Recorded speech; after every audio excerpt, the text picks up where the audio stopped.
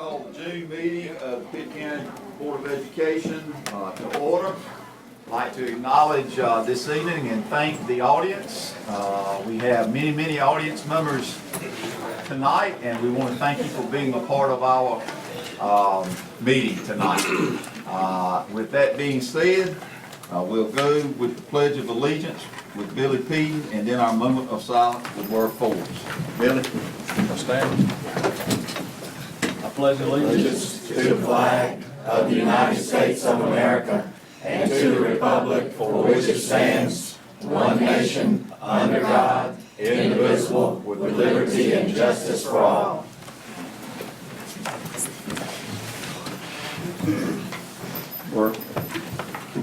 We want to remember our graduates that are coming up this week and make sure that they are, and pray that they have a safe time and that they enjoy themselves, but yet is safe. We also want to remember, it's at the end of school. We want to remember our families that we'll be traveling during the summer. And also, we just want to pray for our students during the summer, for their safety. Seems like many times during the summer, especially when they go swimming, we seem to lose some students. And we're just hoping that they will be protected. Let's have a moment of silence.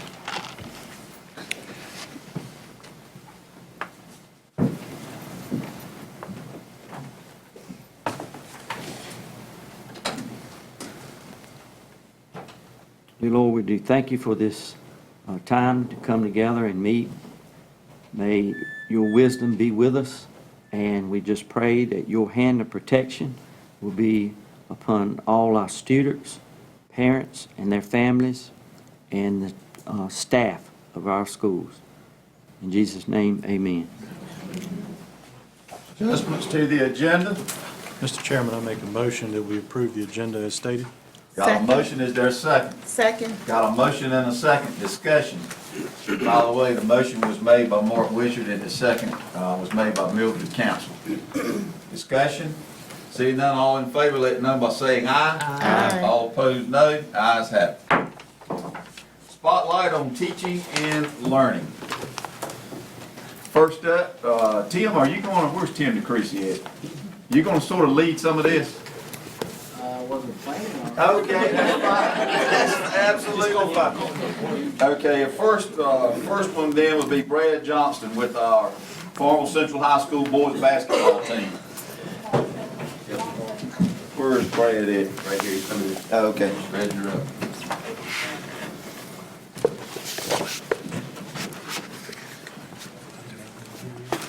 What do you say, Mr. Johnston? Good to see you. Thank you. I think you got a good group coming in this evening. Hey, Benji, let them come up around. Okay, Mr. Johnson, let them go around so everybody can see you guys.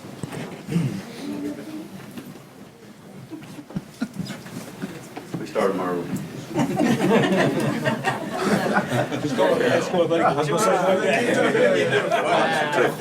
Okay. Sheriff, hold the last two come in. They did not get out of hand. Good to see you. Yes, sir. Let me get out of your way then.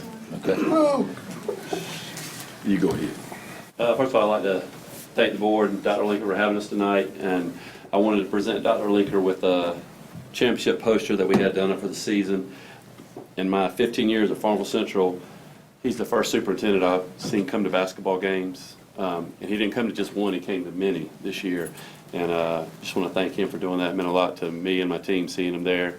And he was cheering on the sidelines. Thought we were going to calm him down. I'd like to give him this right here, right now, from our team. thank you, Coach. Wow. That reference is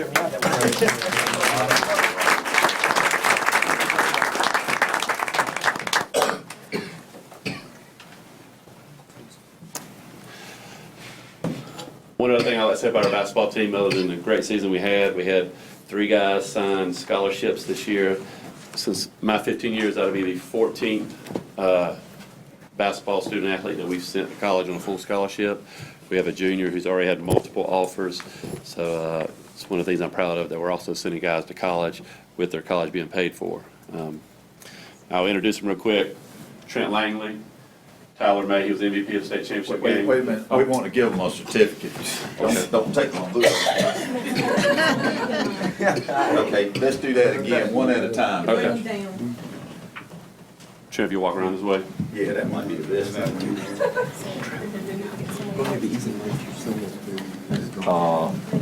You can take the picture when we get everybody. What we want to do is get a group shot. Okay. Okay.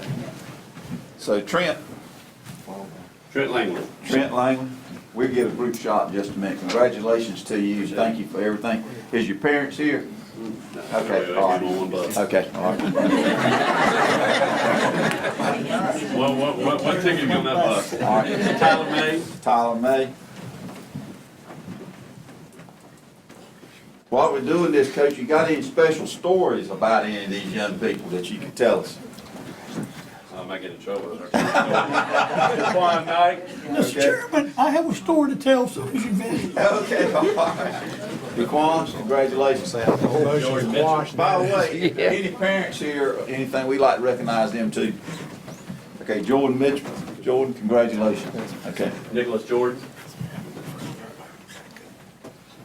Nicholas, thank you. We shorten your name to Nick. Jakey Harris. Okay.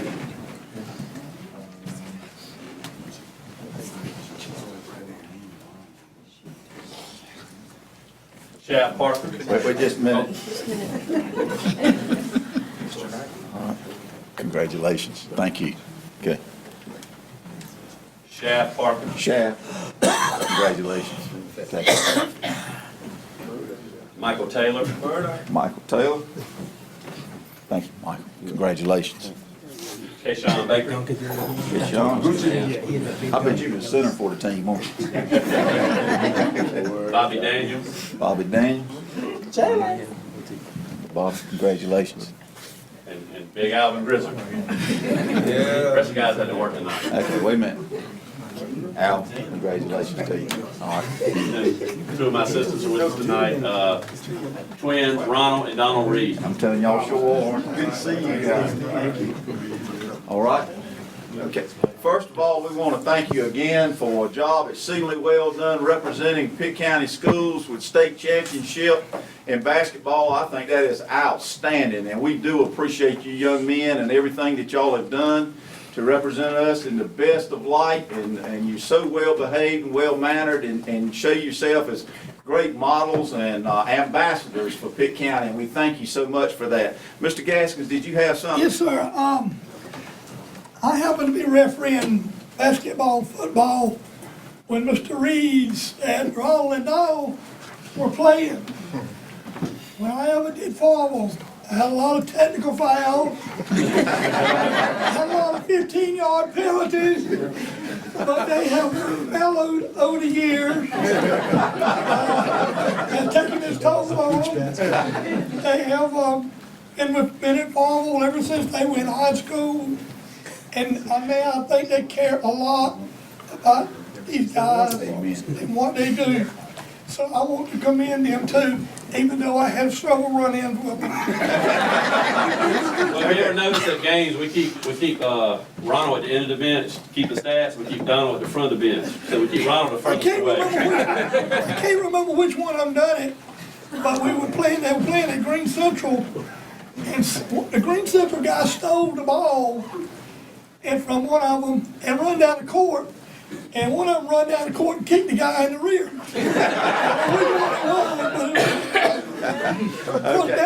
I sent him home. Thank you, Mr. Gaskins. We also would like to recognize our coaches. Coach Williford, thank you for a job exceedingly well done. Okay. And to Don Reed, congratulations, Don. Okay. And these are members that are not. Where's Ronald Reed? I didn't have his name. Oh, didn't have, make sure, we can make sure you get one. Oh, I'll make sure you get one of these. Okay, would you make sure you get these to the rest of the Yes. team or whatever? Yes, sir. Okay, and what we'd like to do at this time is get a group shot. Okay. So if you guys can kind of walk around a little bit more, we want to make sure we get everybody in here, including the school board. I'm gonna stand by you, Coach. Okay. Mr. Chairman, could you let us know who got the scholarships? That's what I'm interested in. Okay. College. Got you now. Coach, how about telling us? Okay, senior Shaft Parker and Raise your Michael hand, Taylor, whoever got the scholarships. they both signed last week with Cape Fear Community College down in Wilmington. Excellent. And then one young man is not with us tonight, Ikesta Johnson, he signed with Wallace State in Alabama. Tyler May's a junior, he's been offered now by UNC Charlotte, Winthrop, Elon, High Point, Cincinnati's flying down next month to watch him work out. And the phone keeps ringing every day, so I'm sure there'll be many more coming. And then there's a lot of other younger guys that are being recruited, so we try to do all we can for them. Very good. All right, come on, Madam Vice Chairman just got here, so she's gonna stand beside me. And, if you could get a picture, Carol, of all of us at this time.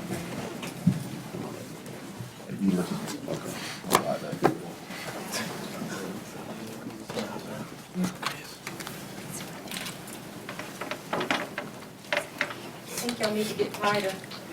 We can get A tighter. little tighter. Who is it? You boys hug one another.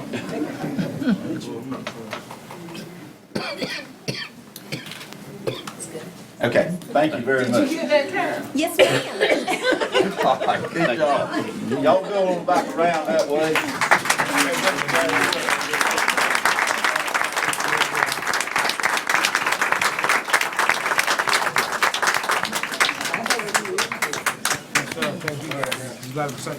Okay, next is, my teacher, my hero, Tracy Cole.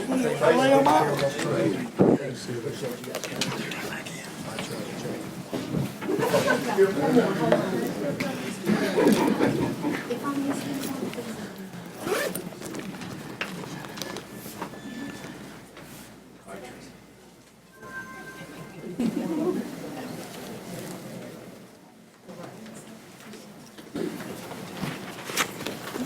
Okay, all right. Good evening. Hello. Members of the Board of Education, Dr. Linker, it is with great pleasure that I share that Ms. Tanaya Yancey, a sixth grader at A.G. Cox, was recently named as the winner of the Daily Reflector's My Teacher, My Hero essay contest. Unfortunately, I don't see, okay, all right, there, okay.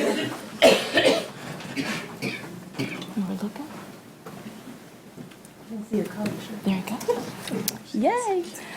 Tanaya wrote about a teacher who inspired her as a kindergartner at W.H. Robinson Elementary. And under the guidance and support of her current sixth grade ELA teacher, Miss Mary Hayes, she was our winner, and we are so proud of her, and we are happy that you have asked to come and celebrate her this evening. Okay, thank you very much, Ms. Cole. And we're gonna make this presentation at this time. Tanaya Yancey, okay? Tanaya, the Pitt County Board of Education proudly recognizes you for creating excellence in the East, presented on June the 6th, 2016. Congratulations to you. Are your parents here?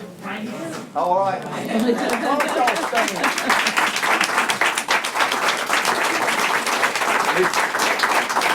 Miss Yancey, you want to get a picture of us with you in it, and we'll get somebody to take it for you. Okay. Benji, you wanna get Kathy? Benji. Miss Williams here? Yeah, we need her too. Yeah. Yeah. We were gonna do another little presentation for her, but. Come on, Kathy. Come on, Kathy. You're not gonna get out of this. Come on and get the picture, and then we'll do another little presentation for you in just a second. Miss Cole, come on, stand up here. You need to help Benji. You know how to run me.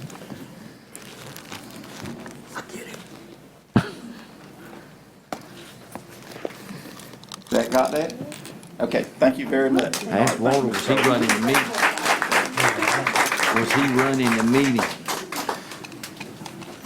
Miss Williams, you can come up here now. Since you were one of the teachers that helped teach her, the Pitt County Board of Education proudly recognizes you for creating excellence in the East, presented on this day, June the 6th, 2016. And we have another presentation that Mr. Gaskins wants to make at this time, okay? Caleb, come up here with your mom. Ladies and gentlemen, I have known this lady for a very long time. This is her daughter. She was this tall. So that's how long I've known her. I had on the last year of giving her high school diploma after they skipped her name. But we got it. And I'm very proud of her. I'm very proud of both of them. Miss Kathy puts a lot of time and energy into doing what she does. I'm not only her friend, I'm just been around them a long time, her parents, and there's no better. I wish they were here tonight. Kathy, I cut this out. Give one to you, and one I want to give to her mom and dad. She'll do that. And I thank you very much for what you do.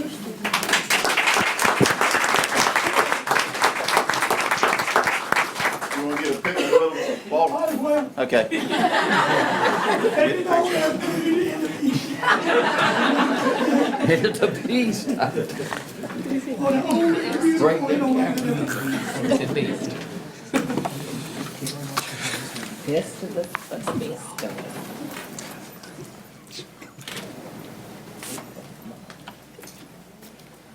Amen. Thank you. And I'd like to thank the audience tonight too, and those watching by TV for giving us this opportunity to do this. And I know it's a little time consuming, but this is what it's all about. This is what education's all about, and this is what Pitt County Schools, it's all about. It's recognizing our heroes and recognizing those that have done tremendous jobs for us here. Our next spotlight on teaching is the 2016 Support Music Merit Award. Jane Austin Behan. And Erin Kingsbury. Okay, and Aaron? Good evening, Chair, Dr. Linker, and Board. It's great to be here this evening. This past March, North Pitt High School was notified that they were one of 118 bands nationwide which had been selected for the Support Music Merit Award presented by the National Association of Music Merchants. This recognition is awarded to band programs who demonstrate significant work on impacting the school and the community in very positive ways. And then this past May 25th, Governor Pat McCrory sent a letter to North Pitt High School congratulating the band program for this honor.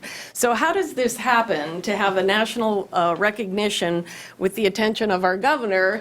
And it's because of band director Erin Kingsbury.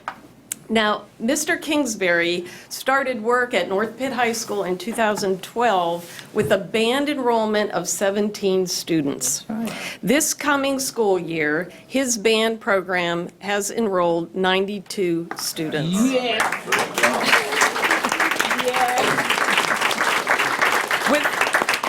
With a high degree of student engagement, Mr. Kingsbury reestablished a competitive marching band, concert band, jazz band, and percussion ensemble.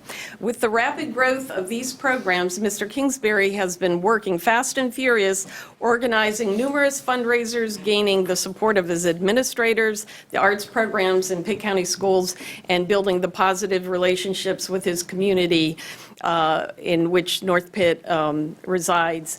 And he has fortunately received a number of grants as well. Among them include the Perkins Trust Fund in 2014 for over $40,000 to purchase new band uniforms. In 2015, $18,000 to purchase new instruments, and several other grants. With these momentous 4 years, he has generated close to $160,000 worth of upgrades for the band program. And he tells me for the upcoming next 4 years, he has multiple projects outlined to continue this growth of the band program. Now, since 2014, The North Pitt Concert Band is attending the Bandmasters Association Music Performance Adjudication and has demonstrated continued growth every year. And this past school year, the North Pitt Marching Band had its first competitive season, and the band collected a total of 8 first-place trophies, 5 second-place trophies, and was grand champion of 3 classes.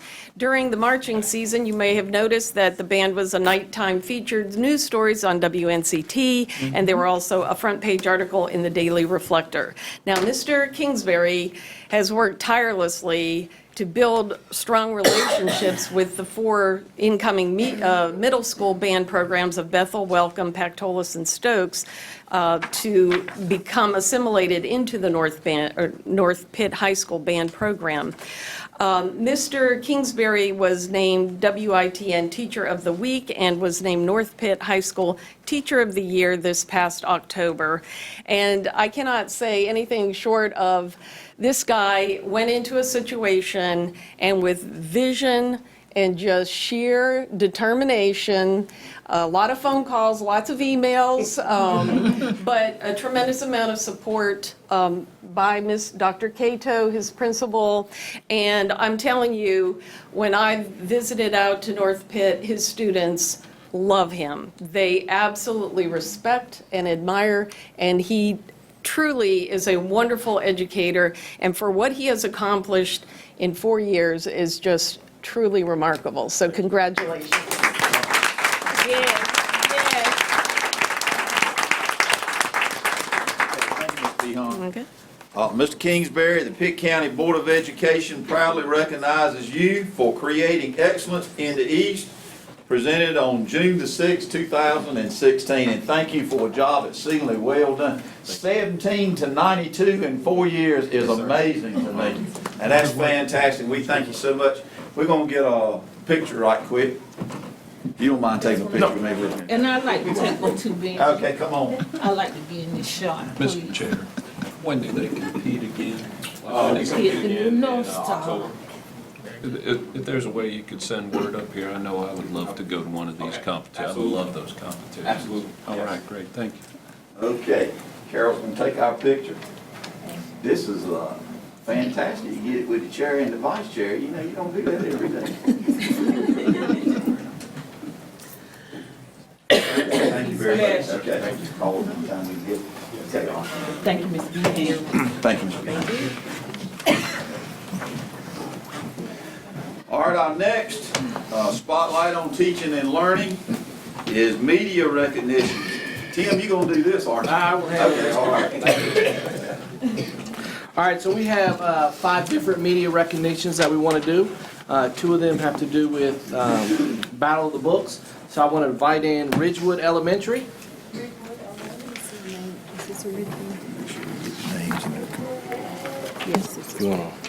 Wow. Ridgewood, for our elementary Battle of the Books, you guys can come in and wrap around, and we'll just circle right back around. You got a certificate for every one of them, Carol? Okay.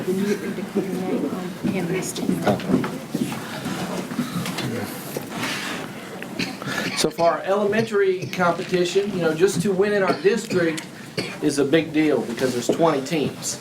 We don't usually have 20 teams at the regional competition. So it's a big deal just to win here in Pitt County. So Ridgewood competed. They had to compete twice because we do a 2-day competition. They came in on Saturday, books ablazing, and they won the Saturday competition. We sent them off to regional where they won regional. Took advantage of an open door that another team left open and kicked it open and won the competition, so we're very proud of them. Unfortunately, the state does not have a state competition, so we'll just go on and claim that they would have been state champions as well.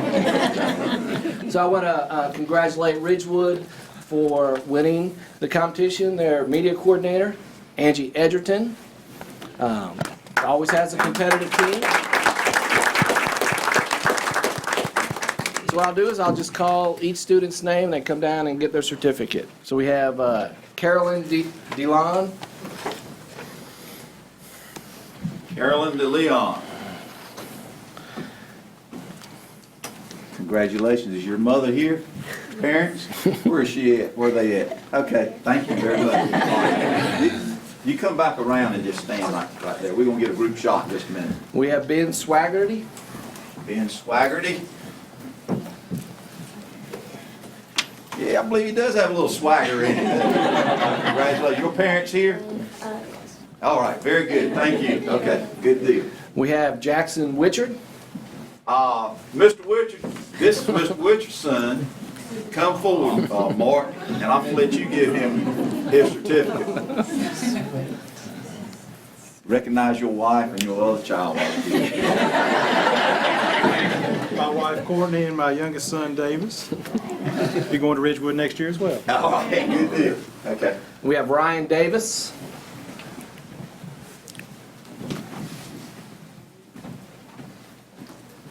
Congratulations, Ryan. Your parents here? Okay, good deal. You're gonna deal with it. Okay. We have Keller Fraley. He's not here. He's not here, Playing okay. baseball, they're well rounded. We'll give you his certificate to give to him. This is Maya, I'm gonna let Maya come get it for him, she's one of my mascots. Okay, all right. I want you to shake his hand just like this when you give it to him too, okay? All right, okay. We have Justin Martin. Justin Martin. Are your parents here? Yeah. Okay, very good, thank you. We have Anna Rushing. Anna Rushing. Rushing right on up here and get this thing. We can have a good time, can't we? Anna, is your parents here? Oh, okay, all right, good deal. Jaden Murray. She's not here either, so I'm gonna send another of my mascots. Okay. When we have siblings, they get to travel. Thank you for giving that to Jaden for me. Okay. Are these Battle of the Books students in? I've got to wait a little while for them. Okay. One more year? We have Carson Fraley. Carson, congratulations. Your parents here? Where is she? Okay, very good. Come on back around this way. There you go. Ian Beyond. He's not here either, he's on the baseball field. Okay. Oh, Miss Stewart's gonna come get me. Miss Stewart, maybe one day you can grow up and be on the ballot. I always want to give you a certificate. Congratulations. And then finally, Micah James. Congratulations, Mike. Your parents here? Okay, very good. All right, come on up here. We're going to get a picture. Is there anything else? That's it for Ridgewood. Okay, we're going to take a picture of Ridgewood.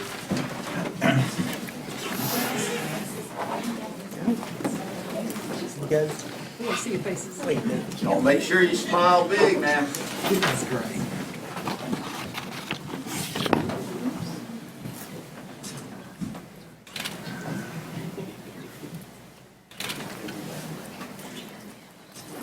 Okay, that it? Okay, thank y'all. Thank you.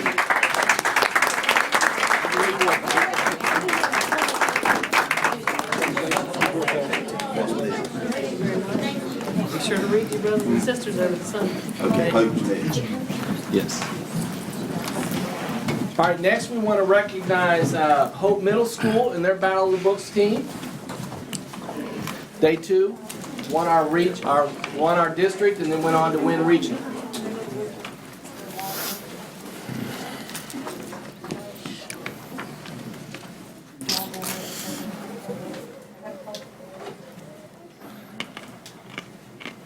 Tracy, you can bring your team in. We'll go right around. All right. Right on around. So as Hope is coming in, they won our district, won regional. They have an outstanding coach in Tracy Belo, which you'll hear more about here shortly. Tracy always does a good job of fielding a very competitive team. So we want to congratulate you all for going on, winning regionals. Unfortunately, they fell a little bit short at state, but they represented us well. So first up, we have Katie Brimhall.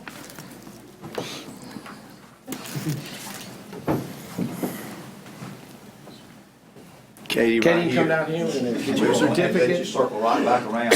Are your parents here, Katie? No. They're not, okay, all right, thank you. We have Riley Brown.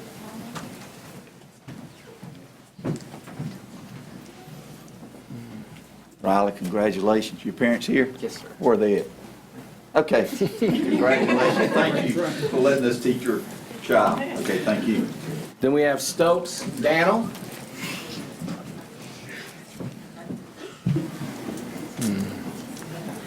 Stokes, congratulations. Here, there you go. Take it with the other one. Parents here? Where are they at? All right, very good. I got you. Thank you very much. Okay. We have Caleb Dudley. No, Caleb's not here. He has baseball tonight. Okay. Who wants to come I get it? know. This is Sean's the next one. Oh, okay, Sean. All right, Sean Young. Is Leanne here? No, Caitlin. Congratulations, Sean. Are your parents Okay. How am I doing to you too?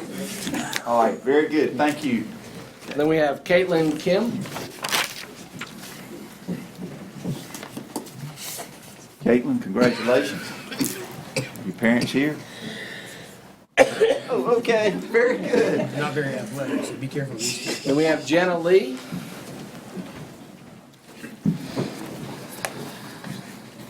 Congratulations, Jenna. Your parents here? Oh, okay, again. Oh, all right, good deal. We have Sarah McGee. Sarah McGee. Cornhole partner right there. Dr. Linker, I think you know a lot about these young people. Congratulations. Okay, your parents here? President. All right. And then Niera Mihara. Raj Mira. Okay.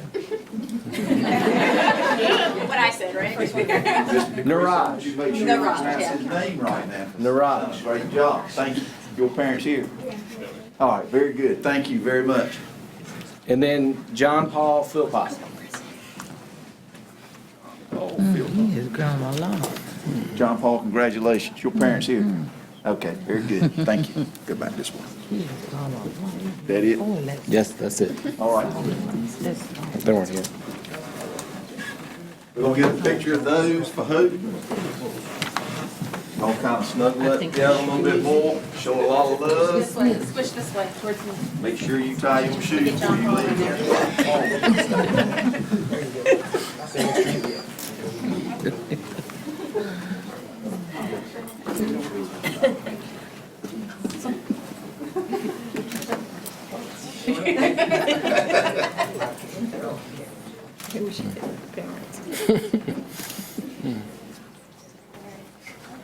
Can't wait to see that tonight.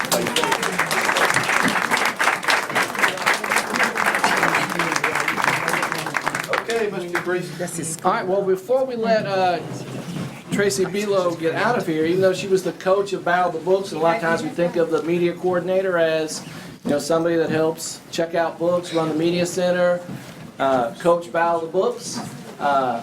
Tracy certainly does all those things. She helped, she had an idea one year to do one book, one school, started that at Hope, and now that is spread. We have a lot of middle schools doing one book, one school, so she's, you know, helped promote that program across the district.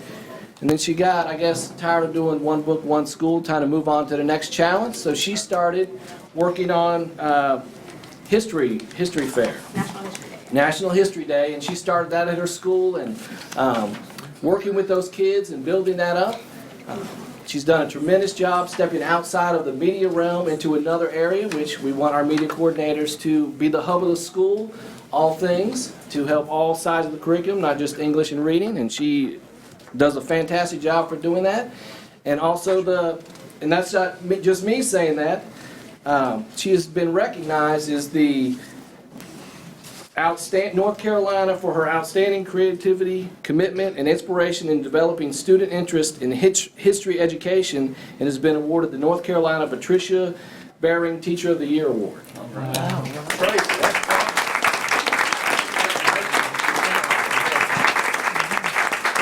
Board of Education proudly recognizes Tracy Belo for creating excellence in the East, presented on June the 6th, 2016. Thank you so much for all that you do. We're going to get a picture right quick. All right. Okay.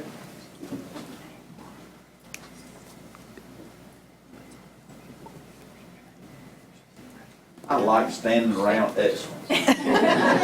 Very good. Tracy, yes. Yes. We had, we've been doing History Day for 4 years at Hope, and every year we've had students who can make it to the national level. The Nationals are next week, and John Paul from my Battle of the Books team will be representing Pitt County at the Nationals, as well as Nicholas Pope. John Paul had a individual exhibit, and Nicholas made a website, and they both have advanced to the Nationals. So we're really excited for them next week. One, thank you.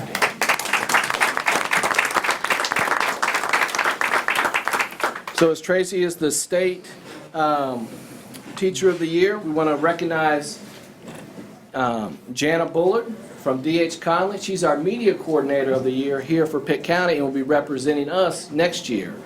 Now Jana has done a fantastic job of, we're transitioning from a traditional media center to more of a maker space, and we want it to be a place where students can come in and be creative. Kind of fits on the Go-Grow side of what I shared last board meeting. And so Jana, in her role as media coordinator at D.H. Conley, has done all of that. They got our grant last year and purchased the equipment and have students coming in. And it's almost like they have a small business they're running in at D.H. Conley to promote all sides of their school and to be able kids to come in, create, think, problem solve, be creative, and she's done a fantastic job. So, Jana, come on up, and we want to recognize you and your outstanding work. Jana, the Pitt County Board of Education proudly recognizes you for creating excellence in the East, presented on June the 6th, 2016. Thank you so much for all the good things you do for us at D.H. Conley for Pitt County Schools. Is this your husband and all? It is. We came from swimming baseball. Okay. You want to get a picture with him? Come on, you might as well. We look good. Yeah. I was holding my umbrella. Oh, all the kids and everything. Oh, this is great. Our family photo.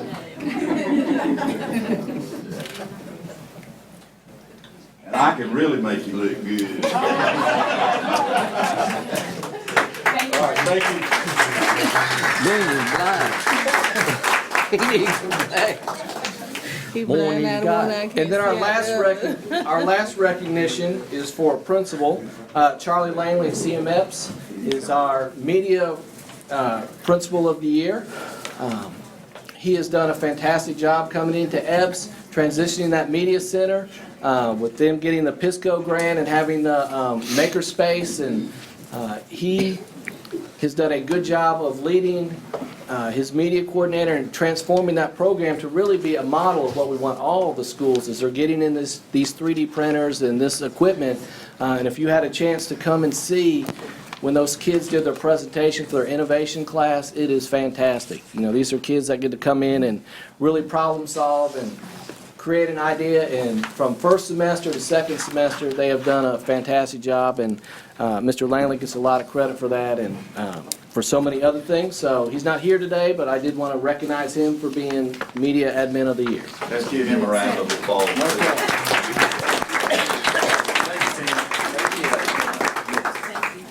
All right. Our last spotlight on teaching and learning is Farmville Schools Palooza. Al and Cecil. Okay, Al. My team. Okay, and your team.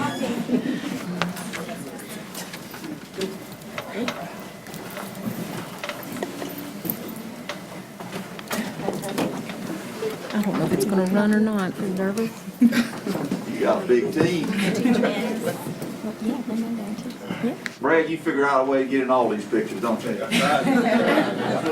Farmville's in the house tonight. Yeah, it is. It really is. I'm trying. You're good. Is it gonna transition? I see it there. I don't see that. Okay. There we go. Okay, and you might need to just do that. Okay. All right. Good evening. One of the things coming back to Farmville that I know to be unique to that area, the first thing being, in no other school system do we have School Avenue where you can as we've heard before, drop them off in kindergarten and then pick them up when they graduate. So one of the unique things that we have is we go right in a line. Our schools are able to collaborate and work together. We also don't forget about our stepsister down the way with Falkland. One of the things coming back into town we wanted to feature was that unique quality, as well as the fact that we are a true community school. We have a lot of community support. It doesn't go without notice that we have lots of parent support, our local community leaders, our mayors out at the schools. So one of the things that we wanted to do was highlight and feature that. We feel like one of our jobs is to attract and retain the best of the best as far as teachers. We want to have our families know that we are worth the drive out to Farmville. We're open enrollment. So we wanted to create an event to celebrate that. So we came up with our first annual Farmville Schools Palooza. We're going to go through some pictures, and we've invited some different guests to speak on behalf. I'm going to first turn it over to one of my teachers, Ms. Siobhan Bryant. She teaches second grade at HB Sugg. Hey, and I brought along with me one of my students, Shannon Vanderlyn, and her dad with us. They were there at the event as well. This was a great way for the teachers to work as a team, and we actually got to meet like our sister schools. I actually didn't know anybody from the other schools, so it was very interesting, and I love the parent involvement we had along with that. Do you want to speak from the student point of view? Go ahead. Talk about it. My favorite part was seeing Miss Bryant and... What was your favorite activity you did? You like the drawing part, remember? The part where you got Can to you draw tell them on the about wall? that? I like drawing about what I wanted to be when I got older, and I want to be... I can't remember what it's called. Don't worry, honey, it'll change now. There's several things. Good job. We've gone from a vet to a marine biologist. Oh, boy. Okay, good deal. And I have my a teacher here and a student here who would like to speak on the Palooza. Hello, my name is Charity Smallwood. I am a 5th grade student at Falkland Elementary. I really enjoyed the Palooza. It was a great way to not have to worry about the homework or tests. I enjoyed seeing the teachers playing and having fun with us. I will be attending Farmville Middle next year, so it was a great being on the campus, meeting other students and teachers. I am so thankful for the Palooza and hope we can have it again. Very good. I understand your parents are here this evening. Do you want to point them out there? Okay, very good. I think one thing that was special to us as the leaders of our school, we have asked our teachers, we just asked them 30 minutes of their time. Can you dedicate 30 minutes and sign up and run some of our booths? And at 7 o'clock, 7:15, I looked around and our staff was still everywhere on campus, really just supporting the program that we had and looking to form positive relationships, not only with the parents, but with the students as well, and the community members that came out.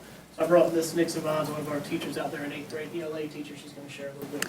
Yeah, And parent. Yes, and parent, that's right. But just touching on what Mr. Briney said, building relationships. That's so important in our schools because sometimes we have walls up between parents and teachers and staff, but that was the day to break down those walls and allow everyone to have fun and fellowship together. It was something that I've never seen before. And yes, like Mr. Briney said, we worked that day. We worked again that afternoon, but it felt like I was giving back. So it was just wonderful.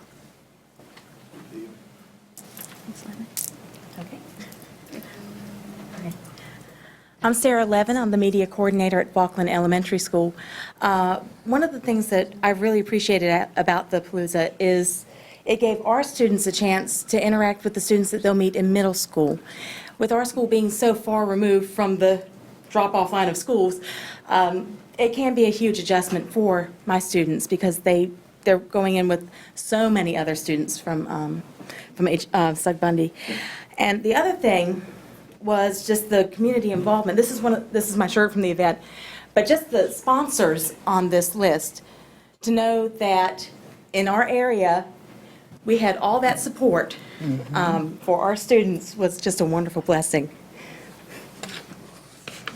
I thought they had the event just to be able to get me in the dog booth. It took a lot of heckling, but. No, it was a great event. I'm originally from Farmville, so it wasn't a secret to me to know about the community support, but it's good for others to see it on full display. And anyone that came out that afternoon saw just how big an event. I don't think any of us expected it to be quite as large as it was. It turned out to be much more than we probably ever thought it would be, and looking forward to go ahead and begin planning for next year. Very good. Anything you want to share? Yeah. Some of the highlights that we did that we're real proud of, all the teachers had activities, but we also had things like the Jolly Trolley transported. It was prior to the Dogwood Festival, which is the hallmark of our area. So we kind of looked at it as a tailgate to the Dogwood, so they transported families down and back from the event.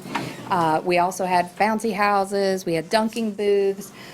We had Kona Ice. Never in 6 years, Kona Ice informed me have they had to call for a second Kona truck. They needed backup. We said, we don't know whether 200 people will come out or 2,000, and in estimation, we had probably close to 2,000. So we've set the bar high, and we look forward to next year. I will say one thing, we're definitely planning to transport from Falkland next year. That's a big thing to get our kids there. That was one thing that we noted. So we're saving funds already to try to make sure that we have transportation not only to the Dogwood Festival, but from Falkland to Farmville. Ms. Setzer, how about going around and let's get one group shot of you guys.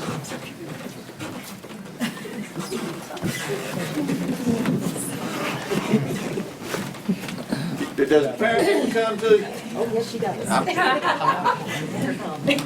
She's also a teacher. Oh, she is.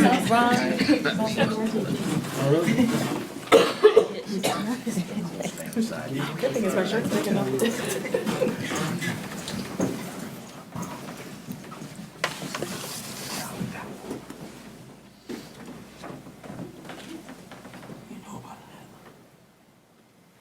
Got it? Got everybody? Get your new. Okay, thank you.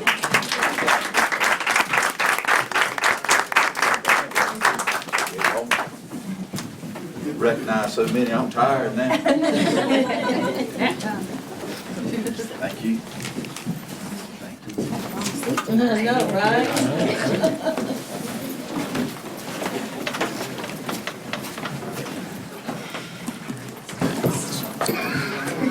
Okay, we're moving along.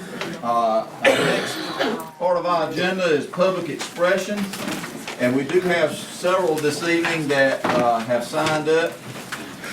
Remember, when you're individual, you have 3 minutes. The first one that we have is signed up is Farmville SR. It's about Farmville SROs, and it's Donnie Green with the Farmville Police Department.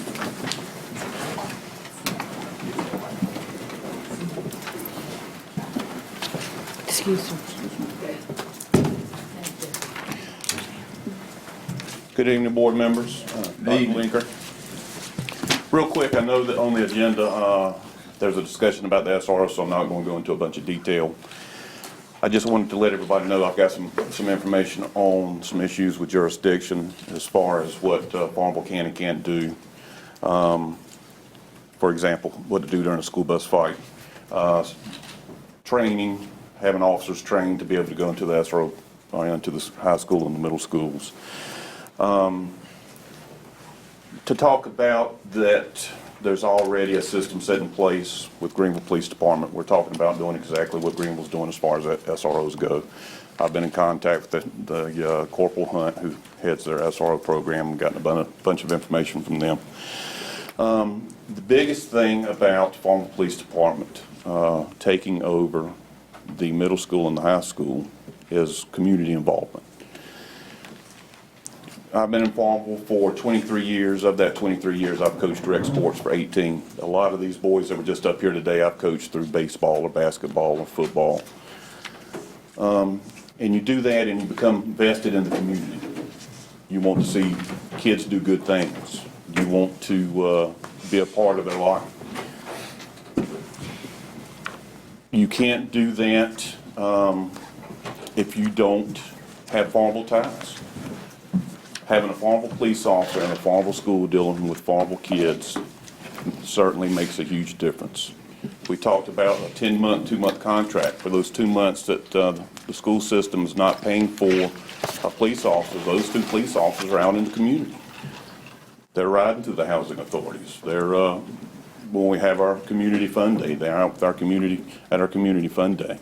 And so the biggest part of the school system for me is getting Farmville officers in a Farmville school, and it's benefits because the whole community, being part of the community, we know what's going on. We know if there's an issue at the school that may carry over into a part of Farmville, that we're going to know about that, and we can make whatever arrangements we need to make sure that doesn't happen. And so I've got some information. I don't know, I'm not familiar with how the board works, but I've got some information that I'll be happy to answer any questions with if anybody has any. I just don't know when that happens. Okay. You can just leave your information with Carol. Okay. All right. Thank you. Thank you. All right. Next is talking about SRO is Sandy Mills from Farmville.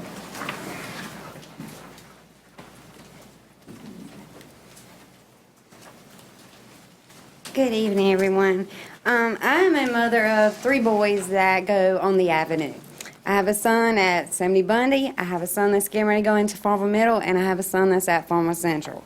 And I, like everyone here tonight from Farmville, can give you a million reasons why our Farmville PD should be our SROs. But I'll give you one, that my son Lee played football for Johnny Green. To my son Lee, Johnny was his football coach and told him that's not about winning. It's about doing your best and having fun. And in his eyes, there's no better man to teach that to him. He has passed this on to his officers. They love their jobs, and they love being involved in all things that happen in Farmville. Our kids know them, respect him, and because these officers show them respect that they deserve too. In our community, you will see kids call an officer by name, hug them, and in return, these officers ask questions about their day, their family, their life at home. This is what our schools need in the systems. They have taken God out, but in the return, God has blessed us with a wonderful PD that cares just as much as he does. And putting the Farmville PD as our SROs will truly be amazing for its parents and these students. They trust them, they know more than likely to go to them because they look up to them as a friend and as a role model and a pillar in our community. Did you know that they do more behind the scenes? They pay for children to take rec sports because their parents can't. They make sure if they see a child riding a bicycle without a helmet, they make sure this child has a helmet. And in some cases, they even purchase bicycles for these children. They want to keep our kids safe. That's why we need them in their schools. These men and women are more of an asset to our community than a liability. I thank you for your time, and please, when you think about your decision, ask yourself. You can go in Farmville and you can ask any kid the name of a Farmville PD officer, and they can tell you 2 to 5 to every one of them, but ask them their SRO officer, and I bet you half of them don't even know the name. Thank you. Thank you, Ms. Mills. Next on public expression with the Farmville SRO is Betsy Flanagan from Farmville, North Carolina. Has 3 minutes. Thank you, sir. My name is Betsy Flanagan. My husband Mark and I live in Farmville, where our 3 children all attend Pitt County Public Schools. I'm here today to encourage the full board to reconsider the Finance and Operation Committee's decision and allow the Farmville Police Department to take over the school resource officer positions in Farmville. As a parent of 3 children in our local schools, I am foremost concerned about the safety of our schools and our children. I believe that when you have a capable local police force like the Farmville PD, you should allow them the responsibility for the safety of our schools, since they're ultimately responsible for the safety of the town of Farmville. Although I have nothing but respect for the Pitt County Sheriff's Office, local policing is always favorable. This decision should be based on current facts and data from the proposal, and most importantly, should be one that benefits our children. I recently toured CM Epps Middle School and enjoyed watching the relationship between the Greenville PD resource officer and the students between classes. It was obvious that that resource officer knew those kids by name, he knew their parents, and he knew their situations. I want that kind of a positive relationship between law enforcement and our youth in my school. Pitt County Schools is not having to reinvent the wheel here. We're already doing it. Just today, the FPD gave away 840 popsicles at the elementary school, and Chief Green was a Little League coach to over half of the fine young men that stood up here and brought the Farmville Central State Basketball Championship home to town. There's a very strong and renewed effort in our community to be invested and take ownership of our students, their families, and our schools to strengthen them, and this endeavor is one that continues to make a positive impact. I feel confident that the Farmville PD can provide the evidence of the ability to fulfill the contract and keep our kids safe. I'm sure every other taxpayer in Pitt County, including those outside of Farmville, would appreciate that we can save our school district, which isn't exactly cash flush, $17,000. $17,000 is a teacher assistant. $17,000 is a lot of money that we can reinvest in our children's education. So I believe that it's your fiduciary responsibility to consider and accept this proposal. Thank you. Okay, thank you, Ms. Flanagan. Next is Wes Thomas, speaking on the SROs from Farmville, North Carolina. Good evening, members of the board, Dr. Linker. My name is Wes Thomas. I'm a resident of Farmville, North Carolina, and I'm the Public Works Director for Farmville. I work with Donnie very closely on many things. And I'm also the father of a Farmville Central High School graduate and the father of a 5-year-old getting ready to start public schools this fall. I'm a supporter of the public school system. My father, Dan Thomas, worked on the 3rd floor of this building for many years as a finance controller. With that said, I am also a supporter of the Farmville Police Department. I believe in the Farmville Police Department. I believe in the integrity of the chief down to the newest hire on that department. I would like to see the Farmville Police Department fill the SRO positions. Having a local agency fill these positions makes sense. It's a common sense decision, I believe. As a citizen and a parent, I have seen firsthand the Farmville Police Department's efforts to build relationships in our community, especially for the school-aged. Following this issue in the paper, there appears to be some confusion, some misinformation, and some miscommunication. I hope that as a board, you will take the time to seek the answers that will allow you to make an informed decision tonight. Thank you for your time. Okay. Thank you, Mr. Thomas. That's all the public expression that we have for this evening. Next on the agenda is the consent items for approval. Mr. Chairman, I make a motion that we approve the consent items as listed. Got a motion from Mark and a second from Caroline. Discussion. Seeing none, all in favor, let me know by saying aye. Aye. All opposed, no. No. The ayes have it. Motion passes. New business, EPS HR Committee report. Mark Wisher.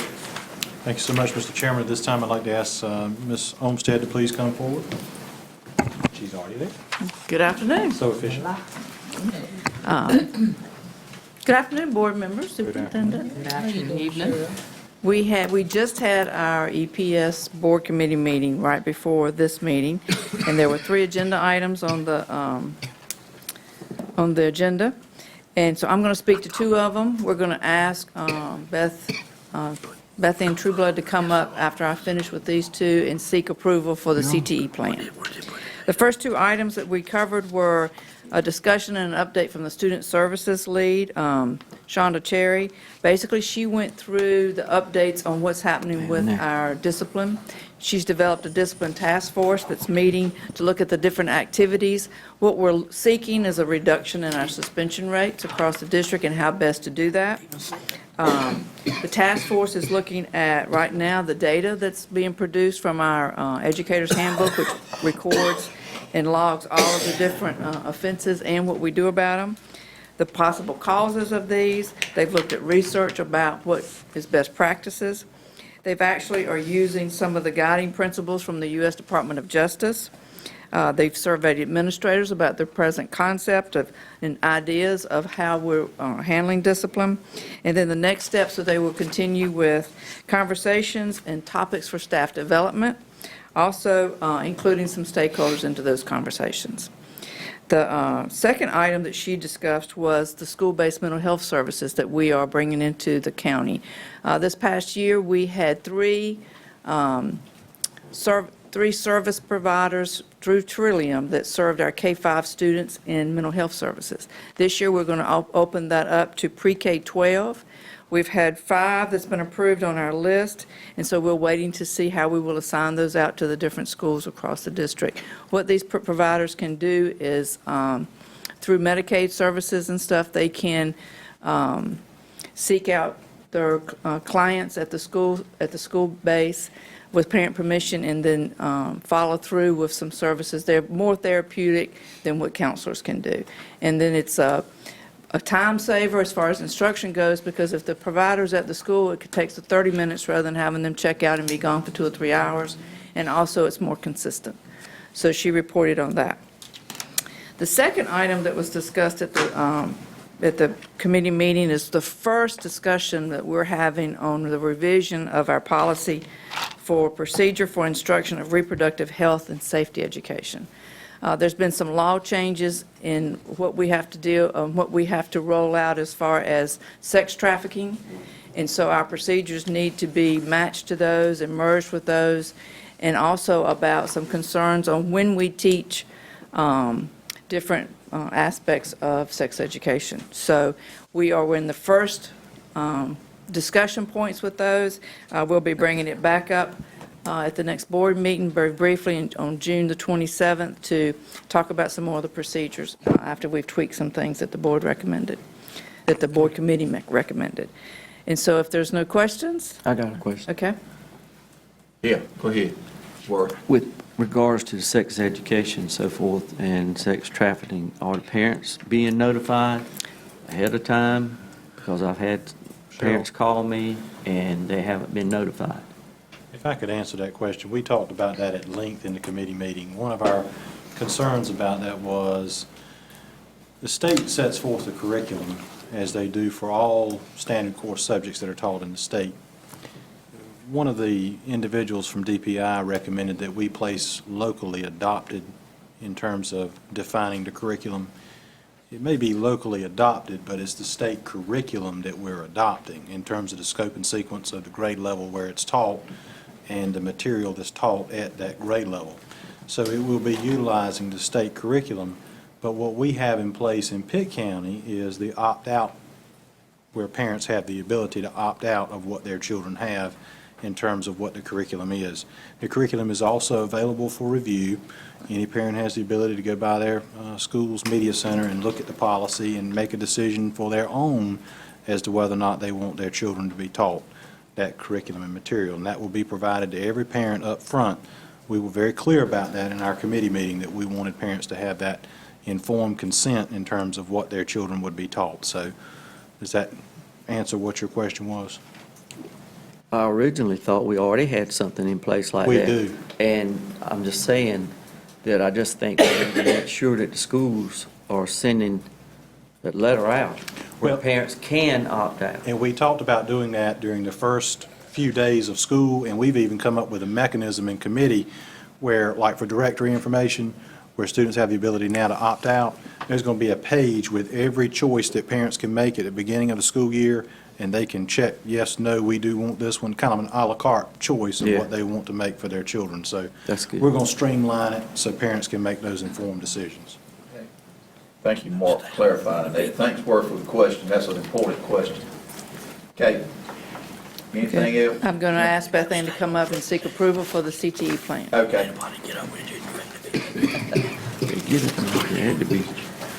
Good evening, guys. Good evening.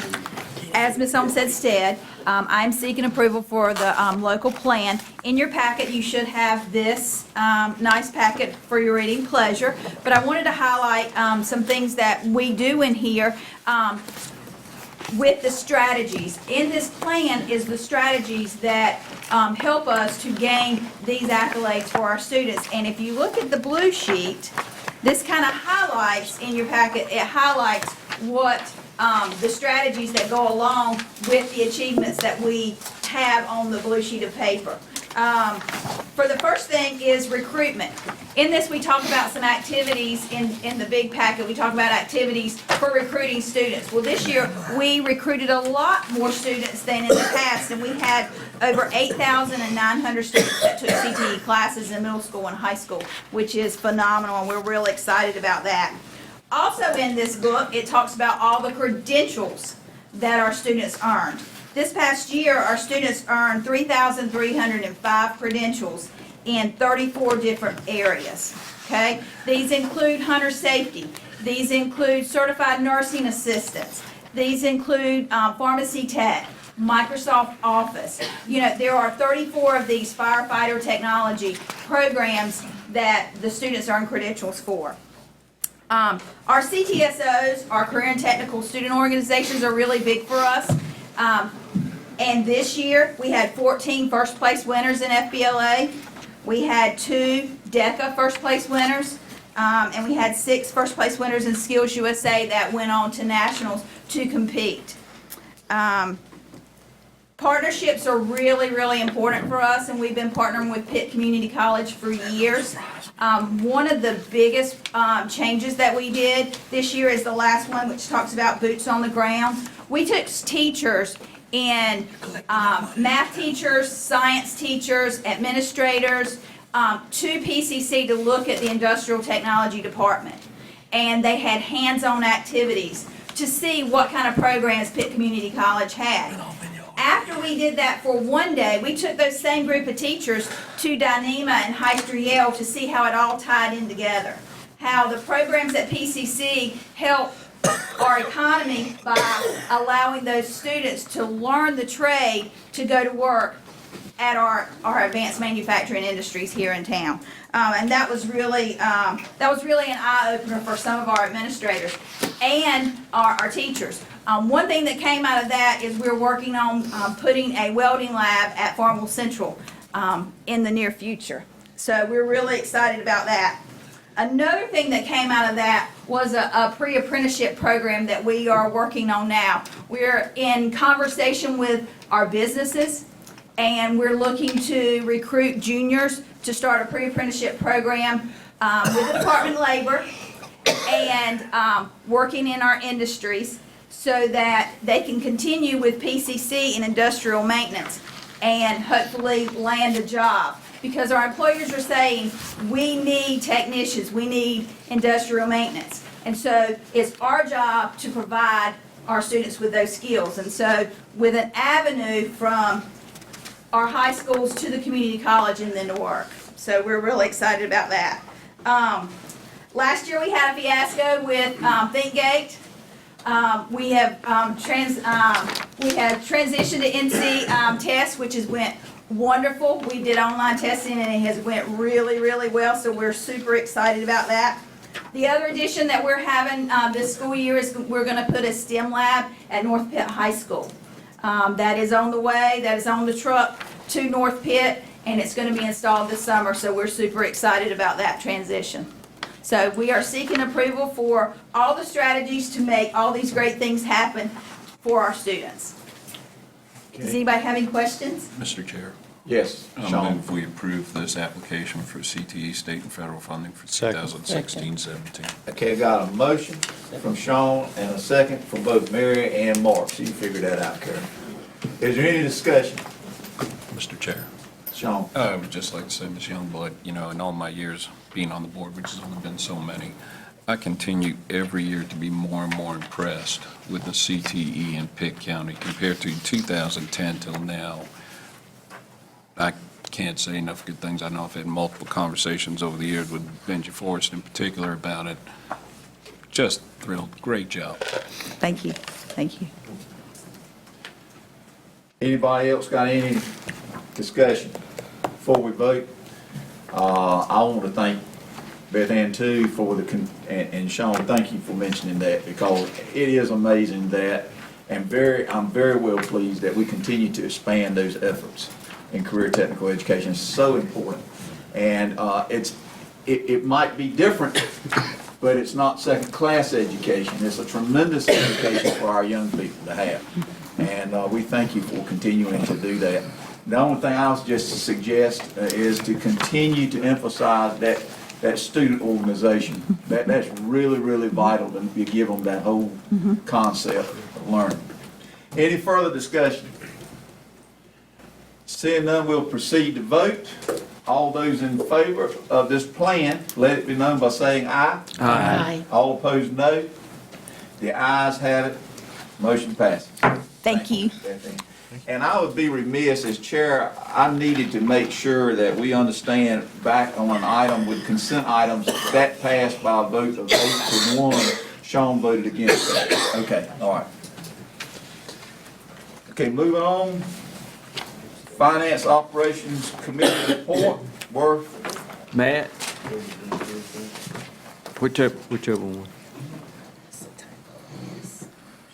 Okay, the Finance Committee and Operations Committee met on May 23rd, and for Finance, we've got two items tonight.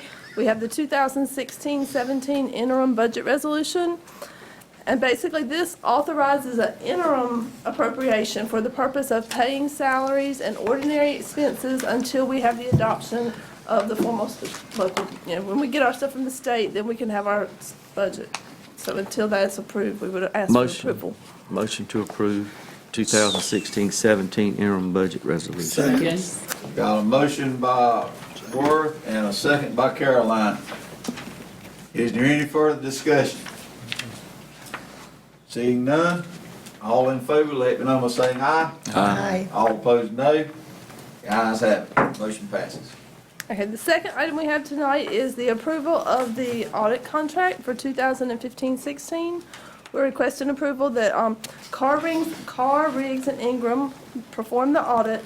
They would prepare the financial statements in accordance with generally accepted accounting standards, and they will render a report within generally accepted audit standards and submit that to the local government commission. Motion to approve 15-16 audit contract. Got a motion by Worth and a second by Walter that we approve the audit contract. Discussion. Seeing none, all in favor, let me know by saying aye. Aye. All opposed, no. Ayes have it, motion passed. All right, now the tough part. Okay. First thing on the agenda I have tonight is the Phase 2 of Chicod. We do have the construction bids back in for that. On page 77 of your packet there is the bid tally sheet from our bid results.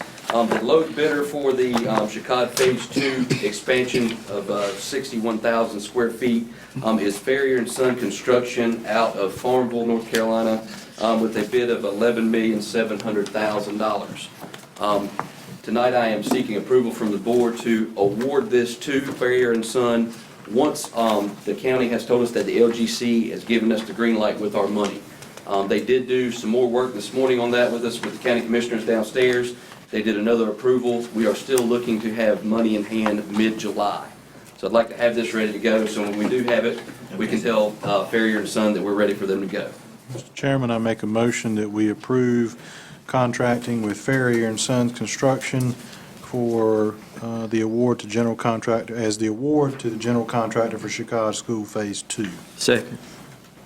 Okay, I got a motion by Mark Witcher and a second by Worth Forbes to approve the contract for Chicod School Phase 2. Discussion. Mildred? I just have a comment. I'm Yes, ma'am. hoping that Farrier will be using some minority firms, since we did work on that real recently, since the Pitt County Schools needs improvement in that area. Yes, So- ma'am. I do know that so far they do have a minority contractor out of Raleigh signed up to do the casework, and that as they move forward, they will continue to work out all of their subcontractors that will be on the site. But we're for sure of one of them that's approximately $120,000 is what that approximation is towards the casework at Chicod School. Okay, thank you. Any further discussion? Ready to vote? All those in favor, let it be known by raising your right hand. Thank you. All opposed by the same sign. Okay, the motion passes by a vote of 8-1. Let it be recognized that Mary voted against it. Please record. The second item is the Lake Forest Elementary School 8 School Edition. The bids are back on that. On page 79 is the bid tabulation sheet for that. Again, Farrier and Son is the low bidder on that project. Project came in at $1,958,000. And again, we're going to move forward with this as soon as we get the green light from the county downstairs that our money is there. Just like to get it on the books and ready to go for them. So I am requesting approval to contract with Farrier and Sons for this project as well. Mr. Chairman, I make a motion that we approve contracting with Ferry and Son for the award as the general contractor for Lake Forest Elementary School Edition. Got a motion? And a second by Walter Gaskins that we approve this contract for Lake Forest Edition. Discussion. Mildred? Same point of reference that all these bidders that are getting these awards to making sure that they cover minimum of 10% or more? 10% is our goal, yes, ma'am. They Okay. do have that. We did get this out to Heighton Associates prior to bidding, so it was in the bid documents that our goal is at 10% for our small and minority-owned businesses. This project, they do already have approximately $75,000, which is the plumbing contract to a small woman-owned business, is what they're telling us right now. So we are looking at this on both sets to see what we got and continue to work towards our goal of 10% per project. Any further discussion? Ready to vote? All in favor, let it be known by raising your right hand. Thank you. All opposed by the same sign. Okay. Motion passes by a vote of 8-1. Let it be known by Mary Williams voted against it. Please record. Next. Next thing I have, the first resolution I have for you, basically this is collateral for our borrowing for the capital projects that we're doing. So the first resolution, basically Shakad is going to become the collateral for our borrowing. What this does is basically it deeds Shakad property into the county's name, and we have a lease agreement back from the county to us to use and operate the school as we standardly do right now. It is a no-cost lease. This is just a way for us to have collateral to put down towards the loan. So resolution number 1 is to basically transfer Shakad to the county as part of collateral for our loan. Mr. Chairman, Yes, Mark. I make a He motion. said it first. I make a need motion hearing that aids, we too. approve, Fast enough. that we approve the financing option of conveyance of Shakot property to Pitt County government for financing option. Got a motion? Second. Got a motion by Mark, second by Caroline. Discussion. Seeing none. All in favor, let it be known by raising your right hand. Thank you. All opposed by the same sign. Thank you. Motion passes by a vote of 8-1. Let it be known by Mary Williams voted against. Next. The next resolution is kind of along the same lines. This resolution comes, we have Ridgewood Elementary and J.H. Rose set aside to the same resolution from our 2007 bonds through some refinancing through the county, and to help us gain this, they are able to go back in and basically drop off J.H. Rose and just keeping Ridgewood. So this resolution would be to take Ridgewood as part of this, and we would actually be the leasing of Ridgewood for the term, again, a no-cost lease back to the county. Caroline? Move to approve the dropping of J.H. Rose and retention of Ridgewood. Yes. As the collateral, as the county has requested. Got a motion? Second. And a second by Sean. Motion by Caroline, second by Sean. Discussion. Mark? I just want the record to reflect that Ms. Doherty indicated dropping off J.H. Rose. Is that what it said? We'll let the record report that for your community. Isn't that what it said? Just ribbing it a little bit there, Caroline. We will gain, J.H. Rose will come back under Pitt County Schools name deed-wise. Thank you. Thank you. Walter Gaskins. All right, has the commissioners released any money to start this project? No, they did hopefully the final approval this morning. And we're waiting on them to tell us that everything's good and waiting on the actual closing date for the loan. And we're expecting sometime in first to middle of July. First to middle of July. For the money for our 25 million capital project list, yes. Okay, thank you. Any further discussion? See none, everybody ready to vote? All in favor, let it be known by raising your right hand. Thank you. All opposed by the same sign. Thank you. Motion passes by a vote of 8-1. That record showed that Mr. Williams voted against it. All right, next on our agenda is the Farmville SRO discussion. Mark Witcher. Thank you, Mr. Chairman. I specifically requested that this item be placed on the board agenda after hearing that it was discussed in committee. I have been speaking with Chief Green for some time about the proposition of the Farmville municipality for providing law enforcement coverage to the schools of Farmville, as well as with numbers of their commissioners and concerned residents in Farmville. Having served the Farmville community in my earlier education career, I can tell you Farmville's commitment to their schools, from their municipal government to their law enforcement to just the general citizens in Farmville, really is second to none in Pitt County.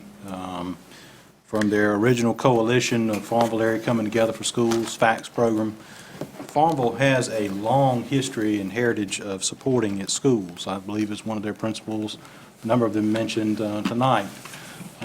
That type of community spirit is appreciated.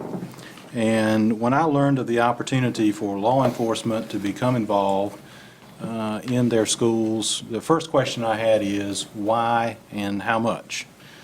And when I had each one of those answers very well articulated from Farmville Police Department, from their town management, and from their elected officials, I was pleased that it was a cost savings to our school district. I was very pleased with the fact that the Farmville officers are active in their community, know the kids. One of the things that I remember so well, and the sheriff's office had the contract when I was in Farmville, but every day, if not one officer from Farmville, it was multiple officers that would just stop by the school, walk the halls, check into campus.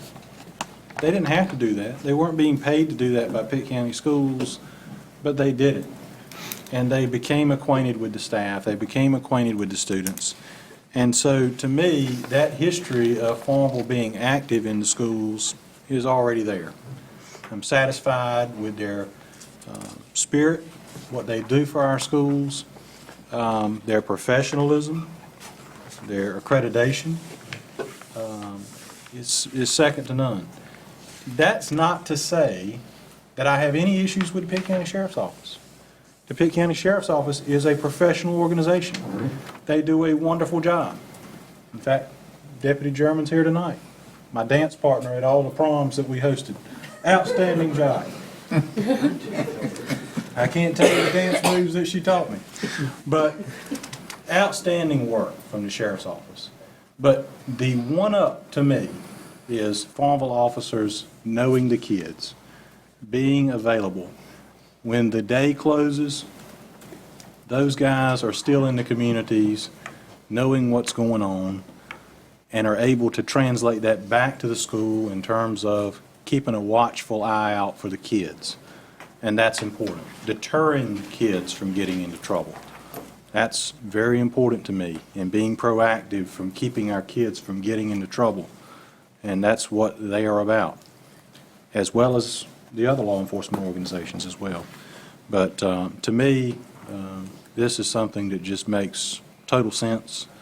And I know I've contacted a number of you and spoken with you, and I'm pleased with some of the affirmations that I was able to get in favor of this. So I would like to make a motion that we support placing Farmville law enforcement, contracting with them to provide. I'm sorry? It's just discussion, not a proposal on your behalf. Well, what I'm making is a resolution that we I'm sorry? It's not on the agenda, Mark.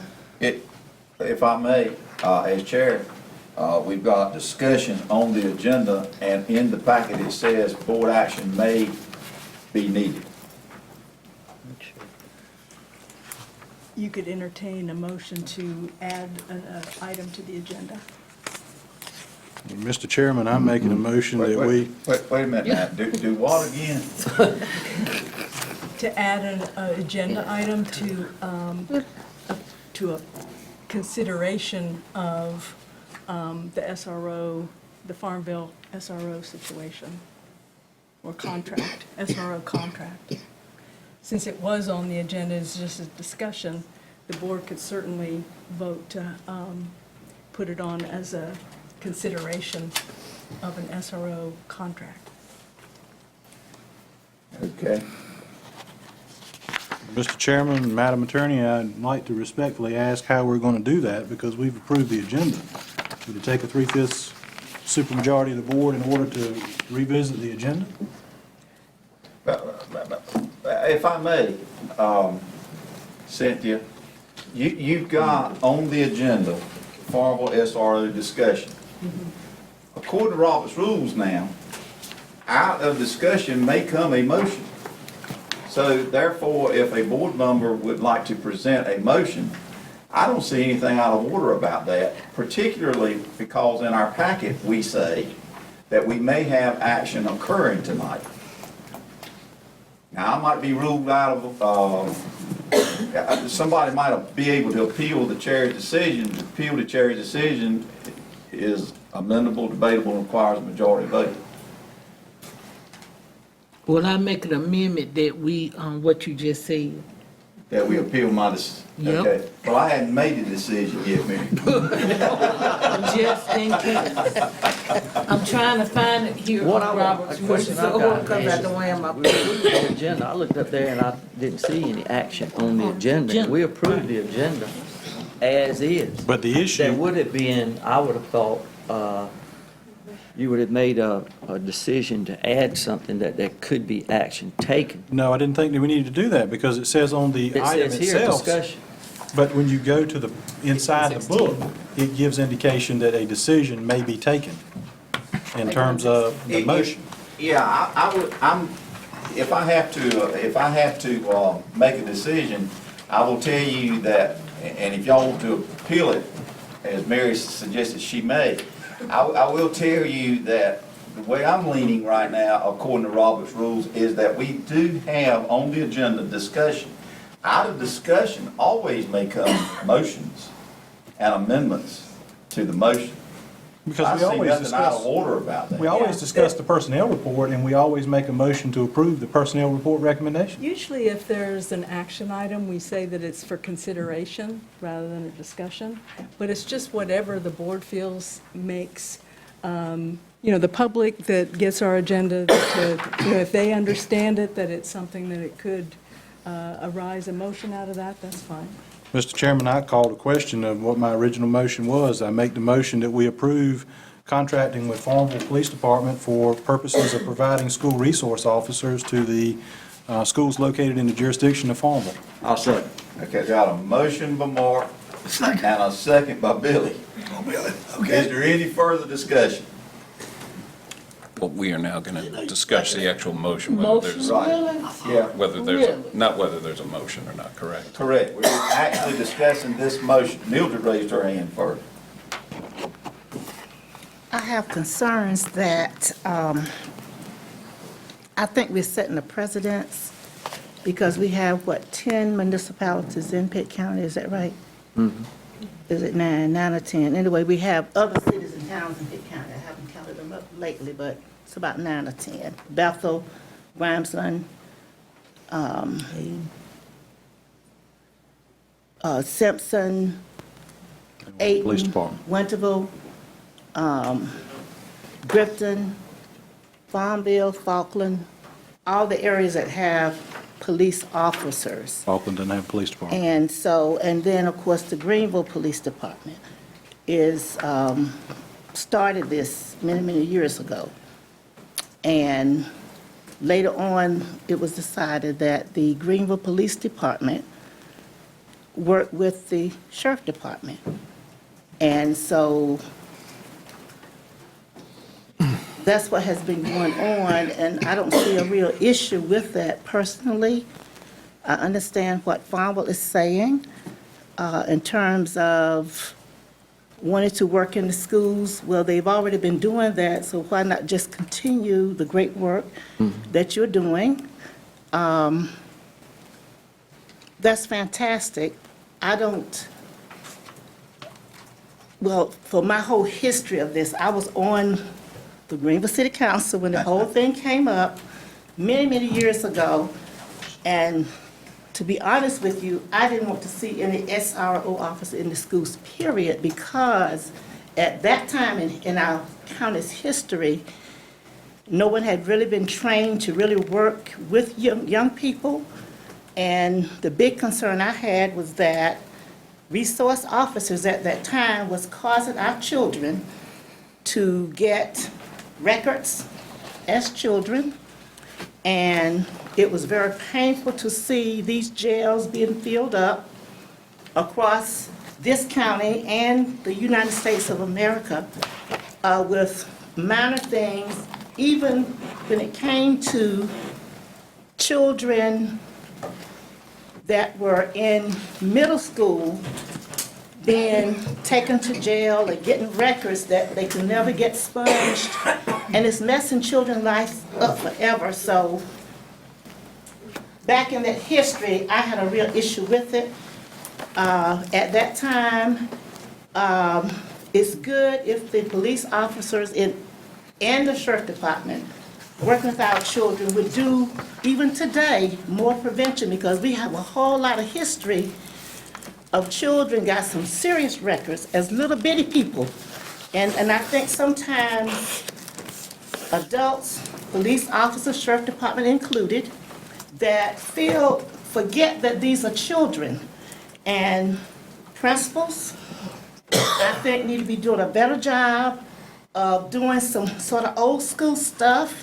When there is a problem at your school, then you need to find out what the problem is and work it out, who started it, how did it come up, and try to work it out before it gets to law enforcement. Because today our prisons are filled up with young folk that have not done a whole lot of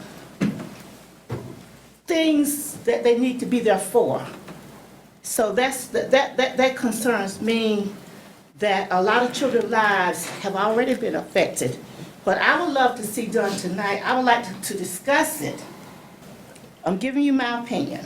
I'd like to hear from some other of my colleagues on this board, because we got enough young folks in prison, you all, today, and it all stemmed from law enforcement putting these kids into handcuffs, putting them off to jail, causing confusion, even though some of the kids are, quote, bad. But that's why we got school social workers, that's why we got counselors, that's why we got some teachers, and all these other folks in the schools need to be doing a better job as well as, don't forget the parents. They need to do their jobs too.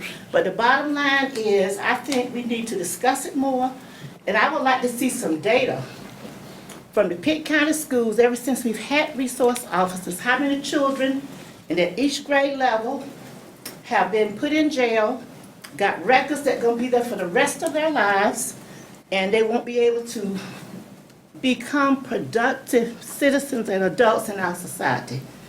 That's what concerns me. Until we get that data, I cannot vote for this tonight, because until we get some data. And I think that the message needs to be sent to the sheriff department, the Greenville Police Department, the ones that are already involved, to see how we can do it even better. To not to have so many kids locked up. Since Bob was saying they're really concerned, they're doing all this wonderful stuff, maybe you could help teach these other areas how to do it better. I would like to see more collaboration among the law enforcement officers, because we are suspending too many children today, and not only even talking about suspension, but just locking them up for minor things that really should not be. So that's my little spiel. So I cannot vote for this tonight, because I don't have enough information. I need to see the data, Dr. Lincoln. I'd like for you to pull that together and show this board what has happened since we've had SROs in our school system. And I know there's some serious issues that goes on sometimes, but sometimes it's petty stuff. And I remember, long time ago, I was in Farmville, and some kids were fist fighting, and I saw those handcuffs come out and arrested some children, and I was like, I can't believe this fist fighting. They didn't have no weapons, just a fist fight.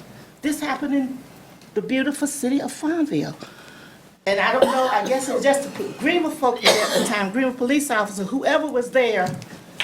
I said, this got to be a better way. We're setting up our children to be filling up these prisons all over these United States of America, and this is what has happened with one segment of our criminal justice system or criminal injustice system that has caused some pain for a lot of our children. And I know you have to do some things, but I think we can do a better job with doing some preventive kinds of things, talking to that little boy, girl, saying to them that you need, this is how you do it, son, this is how you do it, daughter. We don't want to arrest you today, because we don't want to mess your lives up, because maybe you don't know no better. But I know as a police officer or as a sheriffman or whatever. So that's my spiel. Okay, thank you, Mildred. Then we're going to Worth, Billy, Mary, and Sean, and then Caroline. Worth. All right, have we had any issues with the sheriff department? So, in regards to them being in Farmville? Issues, I don't know what you mean by issues, but no, I don't have any No. complaints necessarily, no. Also, Matt, tell me about the DARE. How would this affect DARE? The Pitt County Sheriff's Department runs the DARE program for the county. If we lose officers, we could potentially lose some of the officers that would teach the DARE program. The Pitt County Sheriff's Department would still run the DARE program throughout the county, but if you take officers away from it, they won't have as many to do it. So that could potentially pull other officers away from campuses more times than not for going to teach DARE. Now, if we have like the basketball tournaments and so forth, would also, don't we use our resource officers from Farmville and different schools to man those? Yes, sir. So- Typically, when you go across county, the officer or deputy goes with that team to that school. Would that be able to continue or not? If the What about sheriff the department's not there, then no, but then the sheriff wouldn't go. That's not to say that another agency could not go. But it would be up, who would that be up to? I guess it would be up to how we contracted it. What about the number of students that live outside of Farmville? If I remember the statistics right, I believe 64% of the students that attend Farmville schools are Live not actually outside. inside the city limits. They're outside the city limits. What about, let's see, what else? The summer camp programs? Pitt County Sheriff's Department does put on a summer camp program. This one will be held at Bethel this year. If they don't have enough officers to staff the amount of kids, then the less number of kids can attend that summer program. Not to say other programs can't be started up, but you start reducing the amount of numbers compared to what they're putting on, you may have to reduce the amount that can attend. And the feeding sites that we have? We have several summer feed programs throughout the county, and one of the jobs of our county SROs is to attend one of those daily, go through, stop by, make sure everything's going all right. If there's anything needed, then that deputy can be there for that. And our sheriff's department helps us out with all of them in the county, so they do that during the summer for us. And that first statement that you made in regards to the Farmville police, going into the schools, if they've been doing it, I would think that would need to continue. Sure. No matter what decision we make.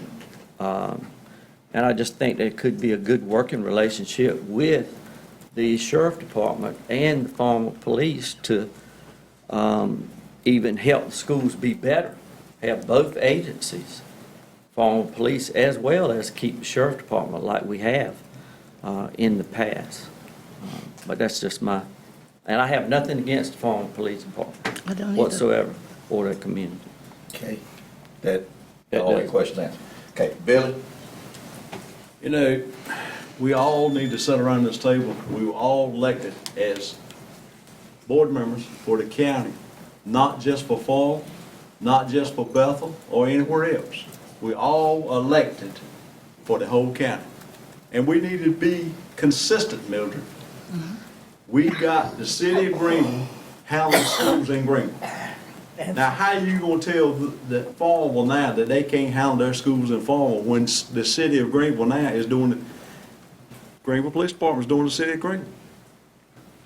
To me, we need to be consistent, and we need to remember this when we take action tonight. We need to be consistent. If you're gonna tell Farmville no, we need to back up and tell Greenville. That's all I'm gonna say. I mean, we need to be consistent. Could I ask you a question?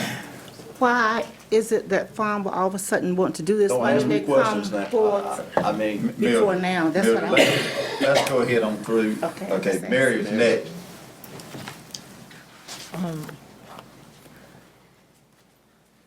I've got some issues with the feedback that I've received from different people in the Bellatha area, in the Fountain area, and also in the Greenville area, just to get a feel for what, parents are going through, what their children have experienced as to dealing with the Farmville Police Department. I think it's very important that for diversity to be a major factor in these. 64%, which I learned from Worth tonight, and Matt, are students that live outside of the Farmville district. Now, they're looking at policing and helping, quote unquote, the kids in the projects. And most of the experience that the kids in the projects have with the Farmville Police Department is not good, from what I have been told. The chief is a good person, but there are issues from the past that are of concern. I spoke with several people concerning the fact that we have to look at the issue of kids from the classroom to jail, which is really, really critical. I mean, from the years that I've been on the board, it's been an issue. When Dr. Emery was here with me, a concern, and there's been a concern that was addressed, with Dr. Linker. There's no way on earth that a 10-year-old kid should get 6 months probation for offense that occurred in school at 10 years old. And there should be mechanisms in place for us to work together with the Farmville Police, the Pitt County Sheriff's Department, and the city of Greenville. Therein lies an issue. Are we still one unified school system, Pitt County schools? Are we still city schools and county schools? And the feedback that we received, that there is a different culture. I truly believe that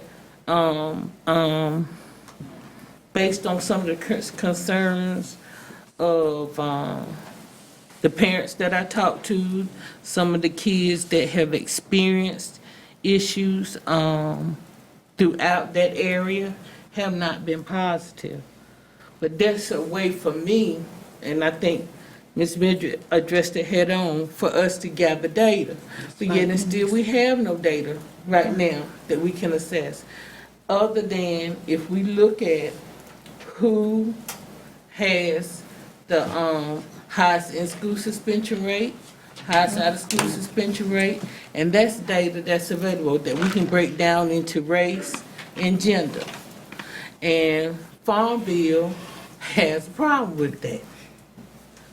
And that's something that needs to be addressed. And like I said, the diversity with with the majority minority district in Farmville, with there being no black police officers on that force is a problem, is a concern for me.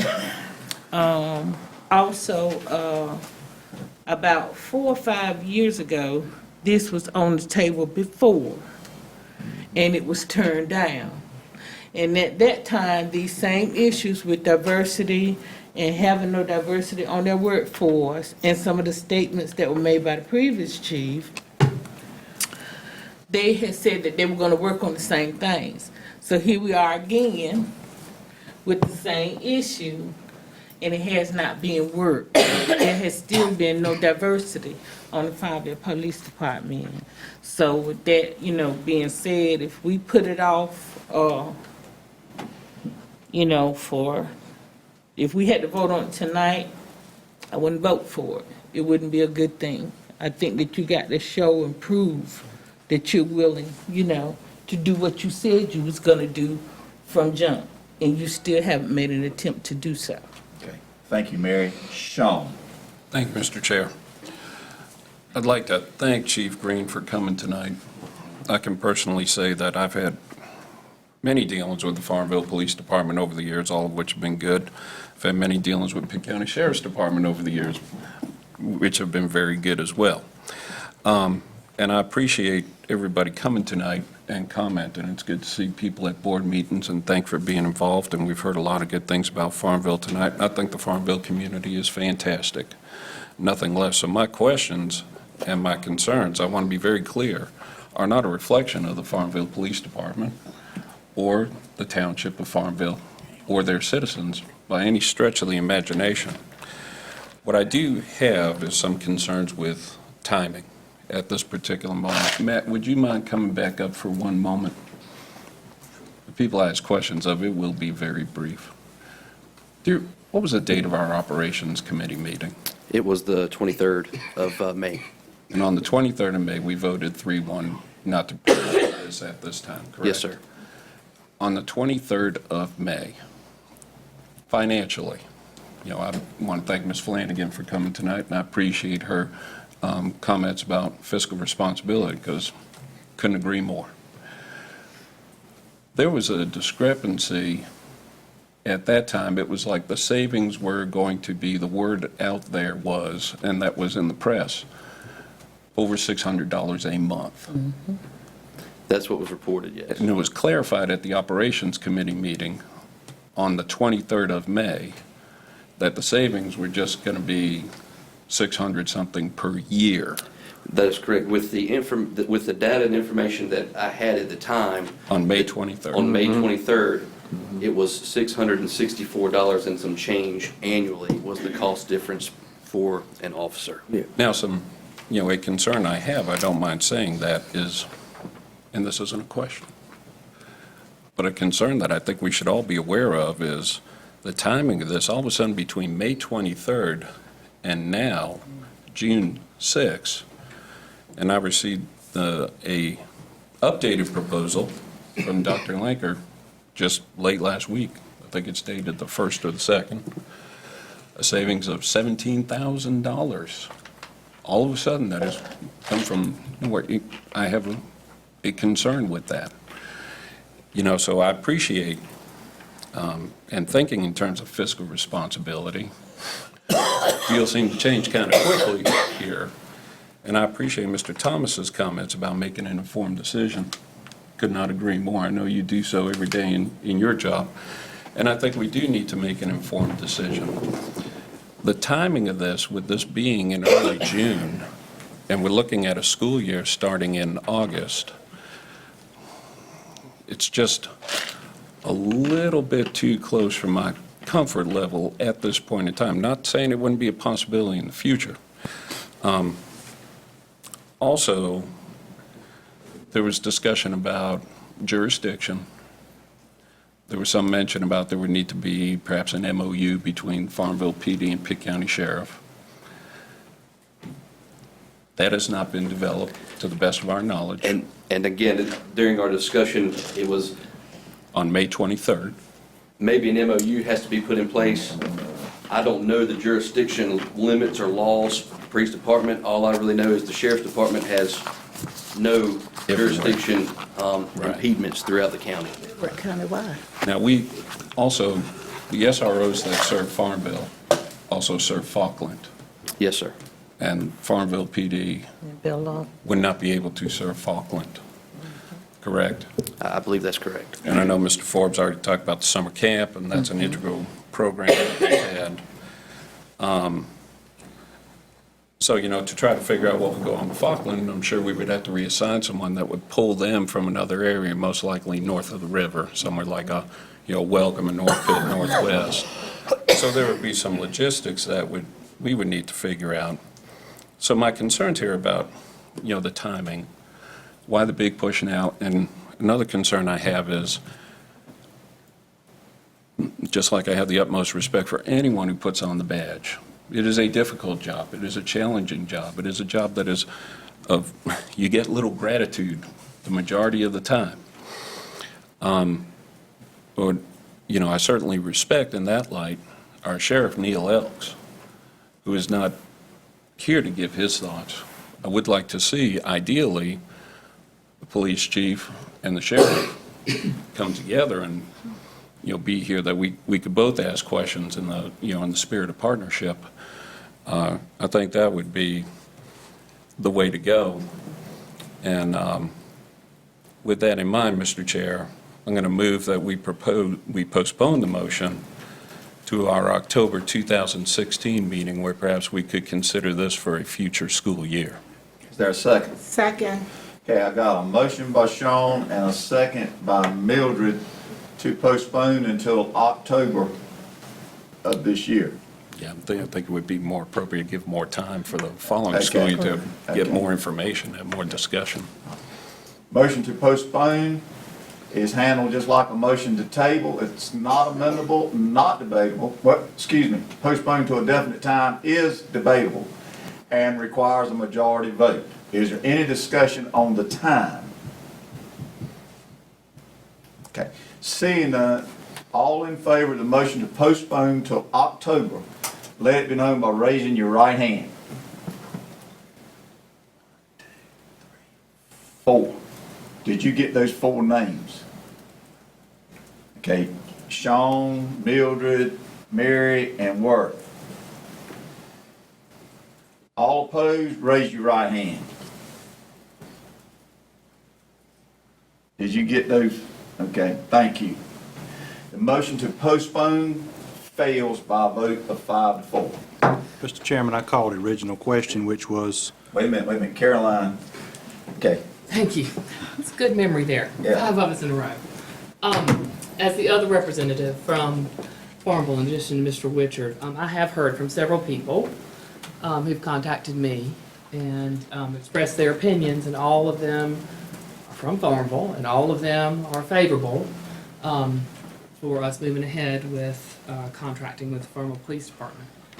I have to say that when I was first contacted about this, I believe in March, as the representative, my first thoughts about it were that I believe that strong community relationships, the whole concept of community policing is good. It's better than, it's better when you have someone from the community who knows the community, who knows the people who live in the community, and actually runs into people in the community, in the grocery store, on the ball field. They have a good sense of what the community's like. It fosters relationships and communications, and I've actually seen in another school in Greenville how excellent communications can actually prevent something that's going on that involves our students during the weekend or over breaks.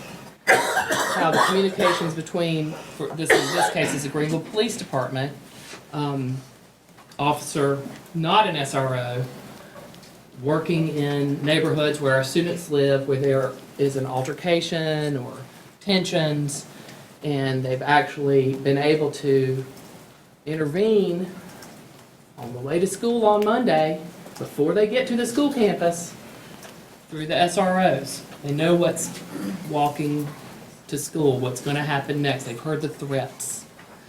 And I think that's a very valuable thing when you have officers working for the same force. You have those kind of relationships. I'm not saying it can't happen with the sheriff's department and the police department. I'm not saying it cannot happen, but it is facilitated when those relationships are strong and readily tended and easy communication. So I've seen that happen, and I think that would be a positive thing for Falkland and frankly any other community in Pitt County where they have a good police force. The savings, the $17,000 in savings, should allow us to cover the policing that needs to happen in Falkland, the SRO coverage of Falkland, the summer programming, and DARE. I still think we have a better quality of service, even if we spend all that savings to make up for what this contract would not allow. Now, one thing that Mary brought up that does concern me, I would like to ask the chief, is do you have any diversity on your police force? Do you mind? I'm sorry. That's fine. Right now, we have an Asian American and one female officer. And that's what we've got on our police force. It's not for the lack of trying. Farmville is in, we call ourselves the redheaded stepchild of the county because we're so far away. We are, for an agency our size, the lowest paid in the county. And so we just don't get quality applicants. As much as I would like to say we do, we don't. They're hard to come by. The applicants are. Out of how many? How many on your force? 16. And I believe Sheriff Elks also was in the newspaper recently talking about a candidate, an African-American candidate that he had pursued to work at the sheriff's office and how he ended up losing that individual from the sheriff's office to go to a municipal agency that was paying more than him. So cost of providing for law enforcement officers is highly competitive. It's a lot like the teaching profession. The candidate pool is very small. Okay, thank you. Further discussion? Further discussion? Can we ask the chief another? Yes. The jurisdictional. And if you would, Mr. Kenny, I can address several of the concerns that were brought up, but again, I don't know the protocol. With consent of the board, you may, and our board member has asked that you ask. Okay. Jurisdiction. I contacted the school government, and I actually contacted the Attorney General's office about jurisdiction. What to do, because one of the questions when it was all brought up about Farmville taking over the SRO program is Mr. Johnson said, if you can't take a child home, then I don't need you in school. And he said it about that bluntly. So there was a question that came up, what about jurisdiction? What I was told is taking a child home is more of a school function than a law enforcement function. In that, we are providing transport. This is what school of government and the Attorney General's office told me. We are providing transport, taking a child that may be a disciplinary issue from the school, transporting them home to get them away from the school. So that is not a law enforcement jurisdiction issue. That's no more than a high school football coach taking a child home that's causing an issue. That's the way it was presented to me by both agencies. And so there's not a jurisdiction issue as far as transporting a child home. If a child does something at school and they have to be arrested, then it falls under the same jurisdictional right as arresting somebody walking down Main Street. Let's say, out in the Goldsboro Run area, you have a couple of students, because this issue has come up for me just about, all of a sudden it got into giving kids a ride home from school, and I've been perplexed by that. I'm not sure where that question came from. Mine would be more, bus goes home, takes them to somewhere like Goldsboro Run. I'm just trying to think of something outside the city limits. Fight breaks out right as they're getting off the bus. It's bad. I don't know if there'd be any whatever potential gang activity, what have you. And these are our students that have just gotten off the bus that have potential textbooks in hands. Is that something Farmville PD can respond to? We could not because it's outside the city limits, but I will tell you exactly what I have been told by Greenville Police Department and by the school. In that most of the time when kids are being transported home on the bus, the SRO is gone anyway. I can tell you from experience that a fight in Farmville on a school bus, we're called. We have been 9 out of 10 times the Farmville Police Department responds to that. Greenville Police Department, I pose that same question to Greenville. They call the agency that the bus, whatever jurisdiction that bus happens to be in. If it's Farmville, they call Farmville. If it's out in the county, they call the Sheriff's Department. Because typically you don't have an SRO after 4 o'clock. Yeah, one of my concerns is issues that tend to spill over into the school that come from the community. And my question is, with this large amount of kids being outside the city limits, could Farmville PD be addressing those in their community? Am I hearing potentially no? Or if so, I know in our operations committee meeting, there was something about an MOU that maybe was mentioned. Tell me about that. Well, and I'm not sure about the MOU.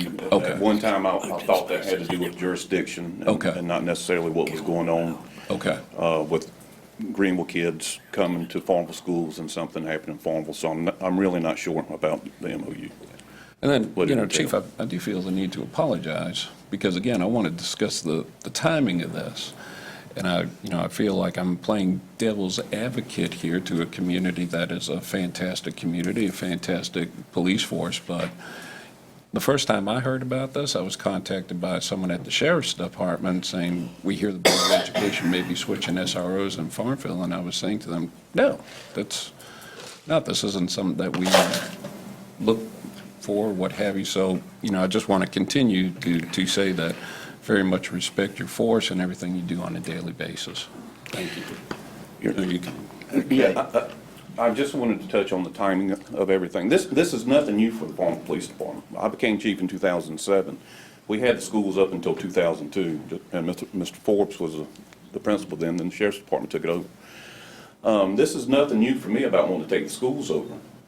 This has been something I wanted to do, like I said, since I became chief in 2007. The push now is, at the time we had an SRO that lived in Farmville.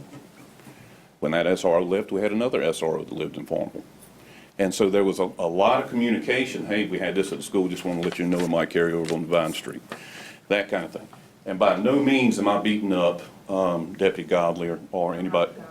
No, I know, or anybody at the Sheriff's Department, because they do a fantastic job. But when you don't have that hometown police officer, they typically don't worry about what's going on in Farmville.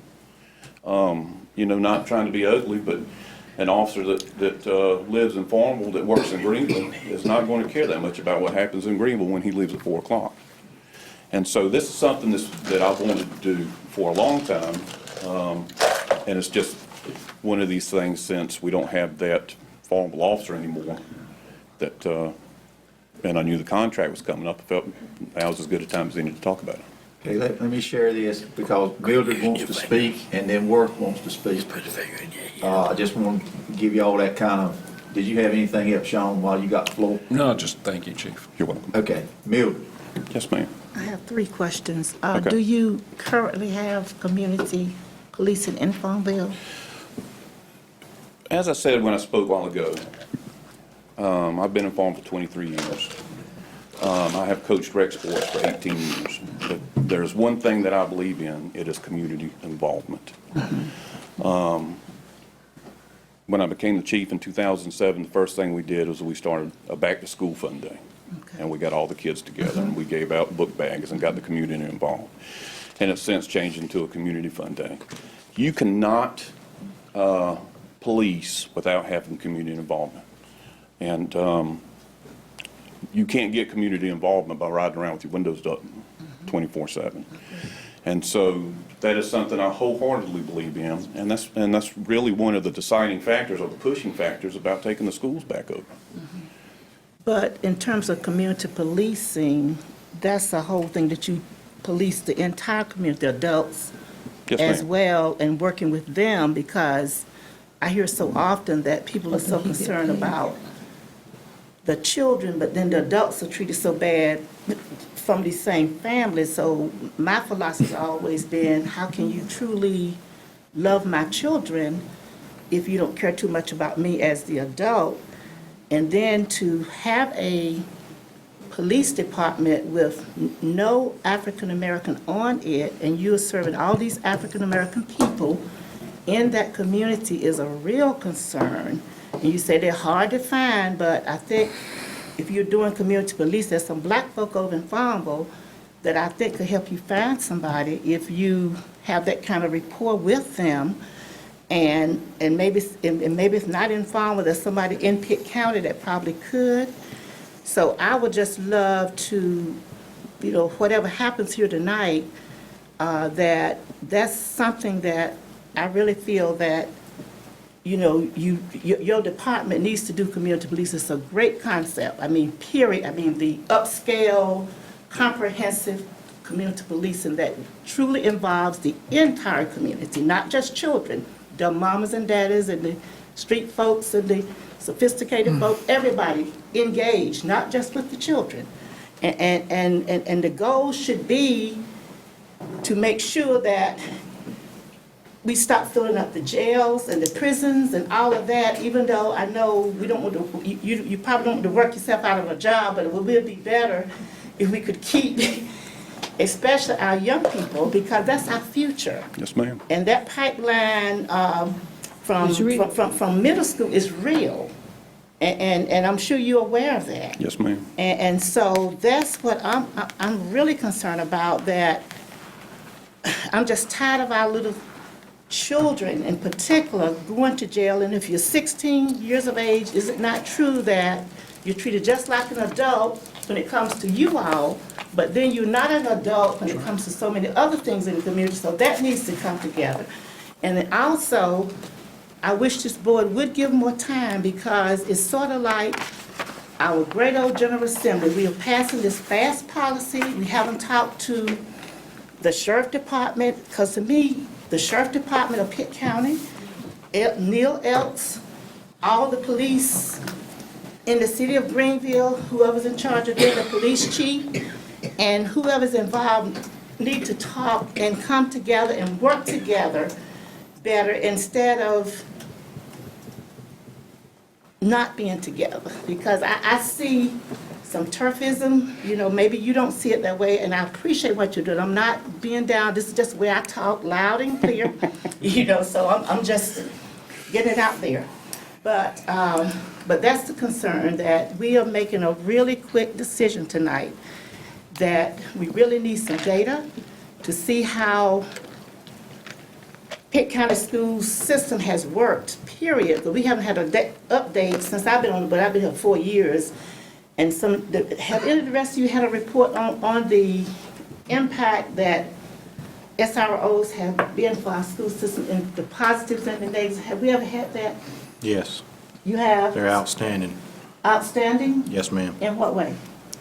I don't have enough time tonight to elaborate on I it. mean, but tell me just in a nutshell, I mean, outstanding, so they're still locking up boys and girls They in ensure safe first and grade? orderly schools, especially this day and time when we have so much to worry about with the safety of our students. I feel so much more comfortable With that them we being have law locked up. enforcement on our campus. Okay. Okay. And my last question was, well, I guess the MOU piece, we just really need to have the law enforcement groups to come together, because it's like we are making this decision tonight, and we have excluded City of Greenville Police And the sheriff. and the Sheriff Department, and we're just going with one group. We're not talking together. That's what I think we're making a major error, that we're not being inclusive, board members, with bringing those groups together to discuss, because these are our children countywide, and it is the Pitt County school system, not the city of Greenville, not Farmville, all these other areas. It's the total community. So that's why I think we're really making a major mistake. Okay. And it's too fast of policy being made with something this serious. Thank you, Mildred. Worth and then Walter. I got a couple, one is a statement, and one thing is, I would feel a whole lot better if we did have the sheriff's department here, and if they Sure. said, you know, this is something that we would agree to and it's fine, then I wouldn't have any problems with it. But it's just like, we're not hearing from, you know, I haven't heard directly from the sheriff's department in regards to this, and that is just a little concerning to me. And the second thing is, what about the 64% of the students who live outside the city limits of Farmville? What can you do for them in their communities? Not at school, but in their communities. Well, the 64% that live outside of Farmville would be whatever percent that lives out of Greenville, that go to Greenville schools and so on and so forth. But I wouldn't have been in favor if I was on the board of Greenville. I understand. Police taking over those schools.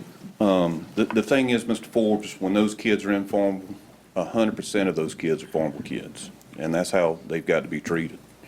You know, other jurisdictions and municipalities, they've got the same task that I've got, is when their kids come home, they have to interact with those kids. And what can I do as the police chief in Farmville do for kids that are busing to the outskirts of Greenville?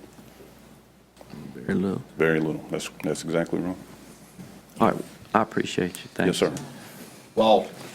Ms. Mildred, I'll say something about what you were talking about. What to do with them. Now, I've been teaching driver's ed for 14 years. Okay. I have said, young man or young lady, you're leaving my classroom. They tell me they ain't going no kind of ways. And they use a lot of words that I can't repeat in this board meeting. I've been called every name you can think of.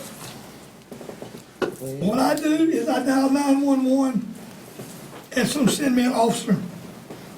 That officer arrives, they ask them just as nicely to come with them. They tell the officer the same thing they tell me. Until the officer asks him about the third time, and they do it. So then he drags them up and drags them out of the classroom. That's the only way you can handle it. There's a lady principal that had to give up her career, and Mr. Witcher knows who I'm talking about, because of a fight, and they caught her not looking, and they literally hit her and knocked her slam out. Now, would you want that particular person turned loose? If they hit a principal, or you were a principal in middle school and high school, and you got knocked down Hold because this kids chair. are fighting, What do this have to do with it don't make a anything? difference. Some kids Really? are there to learn, and some are going to learn. Some are there to be there. That's it. Really? And I imagine we got some 19, 20-year-old freshmen in our school system right now. Walter, let's stay back on topic now. Well, that is a topic. Okay. What I'm saying is, these kids, somebody's got to take control of them. And it's their responsibility. Snatch them up and grab them out? Okay. Really? Thank you. Really? Everyone, just breathe. Really? Okay. Because that's part of the prison pipeline. Let's stay back in Really? They order. got some sense. Really? Let's stay back in Sorry, order. Sean? I do want to talk about employment and jobs. You know, we have people who are employed as SROs currently. My assumption is if we did this, they're potentially out of employment. That's a concern of mine. So my question to you is, there's my statement. My question is, it's June 6th today. Do you have people at a force of 16 hired and ready to go in the schools tomorrow? What I've got 2 officers that live in Farmville that when all this got brought about, requested to go. One has 5 children, 3 of them, one of them in middle school and 3 in the elementary schools that wants to go to the elementary school. The other is a long distance runner who has helped teach long-distance running that wants to go to the high school. So that's the first hurdle, is finding somebody that wants to go to the schools. If it is approved, we will put those 2 officers in the school day one.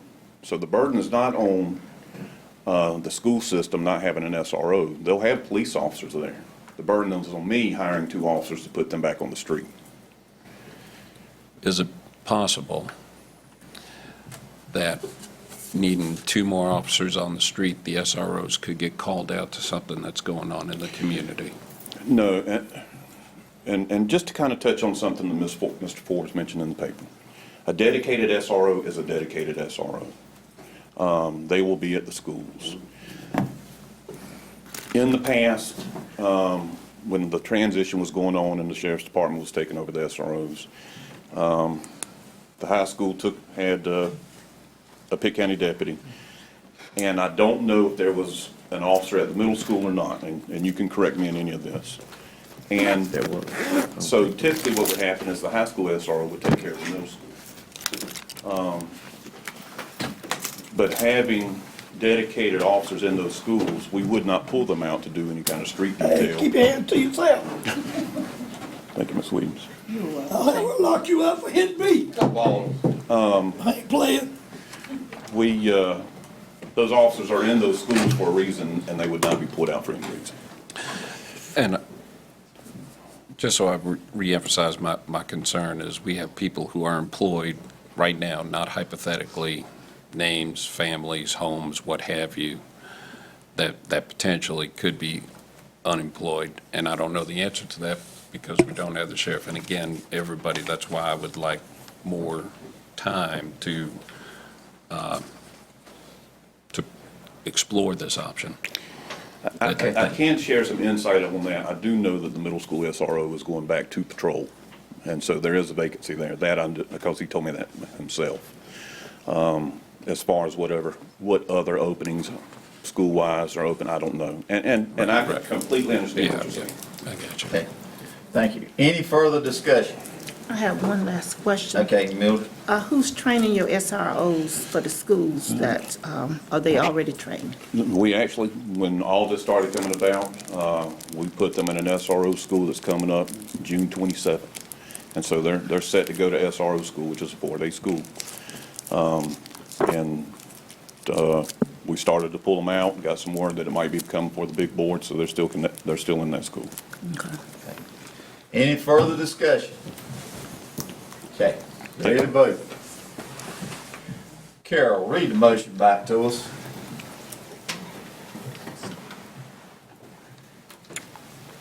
Mr. Richard made a motion to approve the Farmville Police Department proposal, allowing them to become the Farmville Schools resource officers, with a second from Billy Peter. Okay, got that motion from Mark and the second from Billy P. Seeing no further discussion, we'll proceed to vote. All in favor of that motion, let it be known by raising your right hand. Keep them up so Carol can see.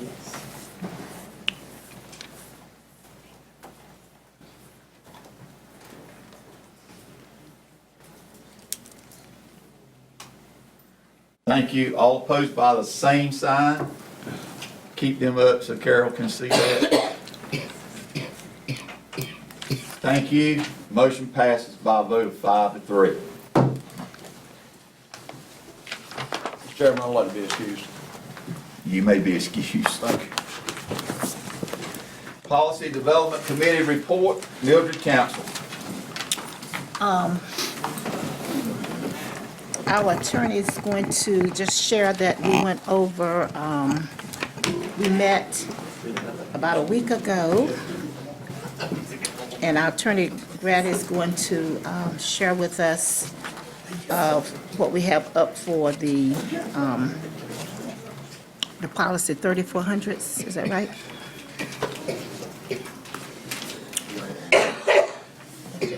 It's the 3,000 Bs. Yeah, 3,000, right. Well, we had a meeting a couple weeks ago, the policy committee, and Ms. Council and Ms. Williams were there, and Ms. Dougherty was there by virtue of her comments, written comments that she provided to us before she left, and we reviewed and made a few changes, and you can see the changes that we've put in red line. We've got the second half of the 3,000 policies ready for first reading. Okay, first reading. Anything else? So no action tonight? Correct. Okay. All right, anything else? Cynthia or Mildred on policy? That's it. It's just up for first reading, and that's pretty much it. We do have another meeting coming up of the policy committee. I think it's Next 14th? Next week. Yeah. June 14th. Next Tuesday, 12 to 1. Okay, thank you. And thank you, Mildred, for continuing to give leadership to that. It's a very important committee, and I really do appreciate that. It's very tedious and time consuming, but it's very important. Excuse me, Madam, it's Rankin, isn't it, was it changed to 12 to 1? No, it's 3 to 4.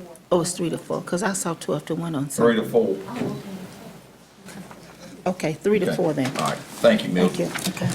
All right, next on our agenda is recommendation of appointment to PCC Board of Trustees.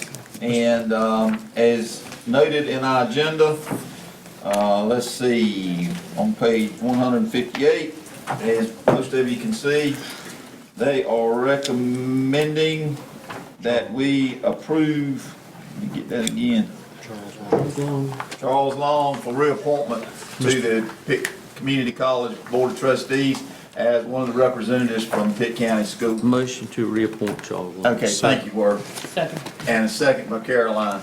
Got a motion and a second to reappoint Charles Long. Discussion. Seeing none, all in favor, let me know by saying aye. Aye. All opposed, no. Ayes have it, motion passes. Parents for Public Schools, Community Conversation Report. Colleen Dibble.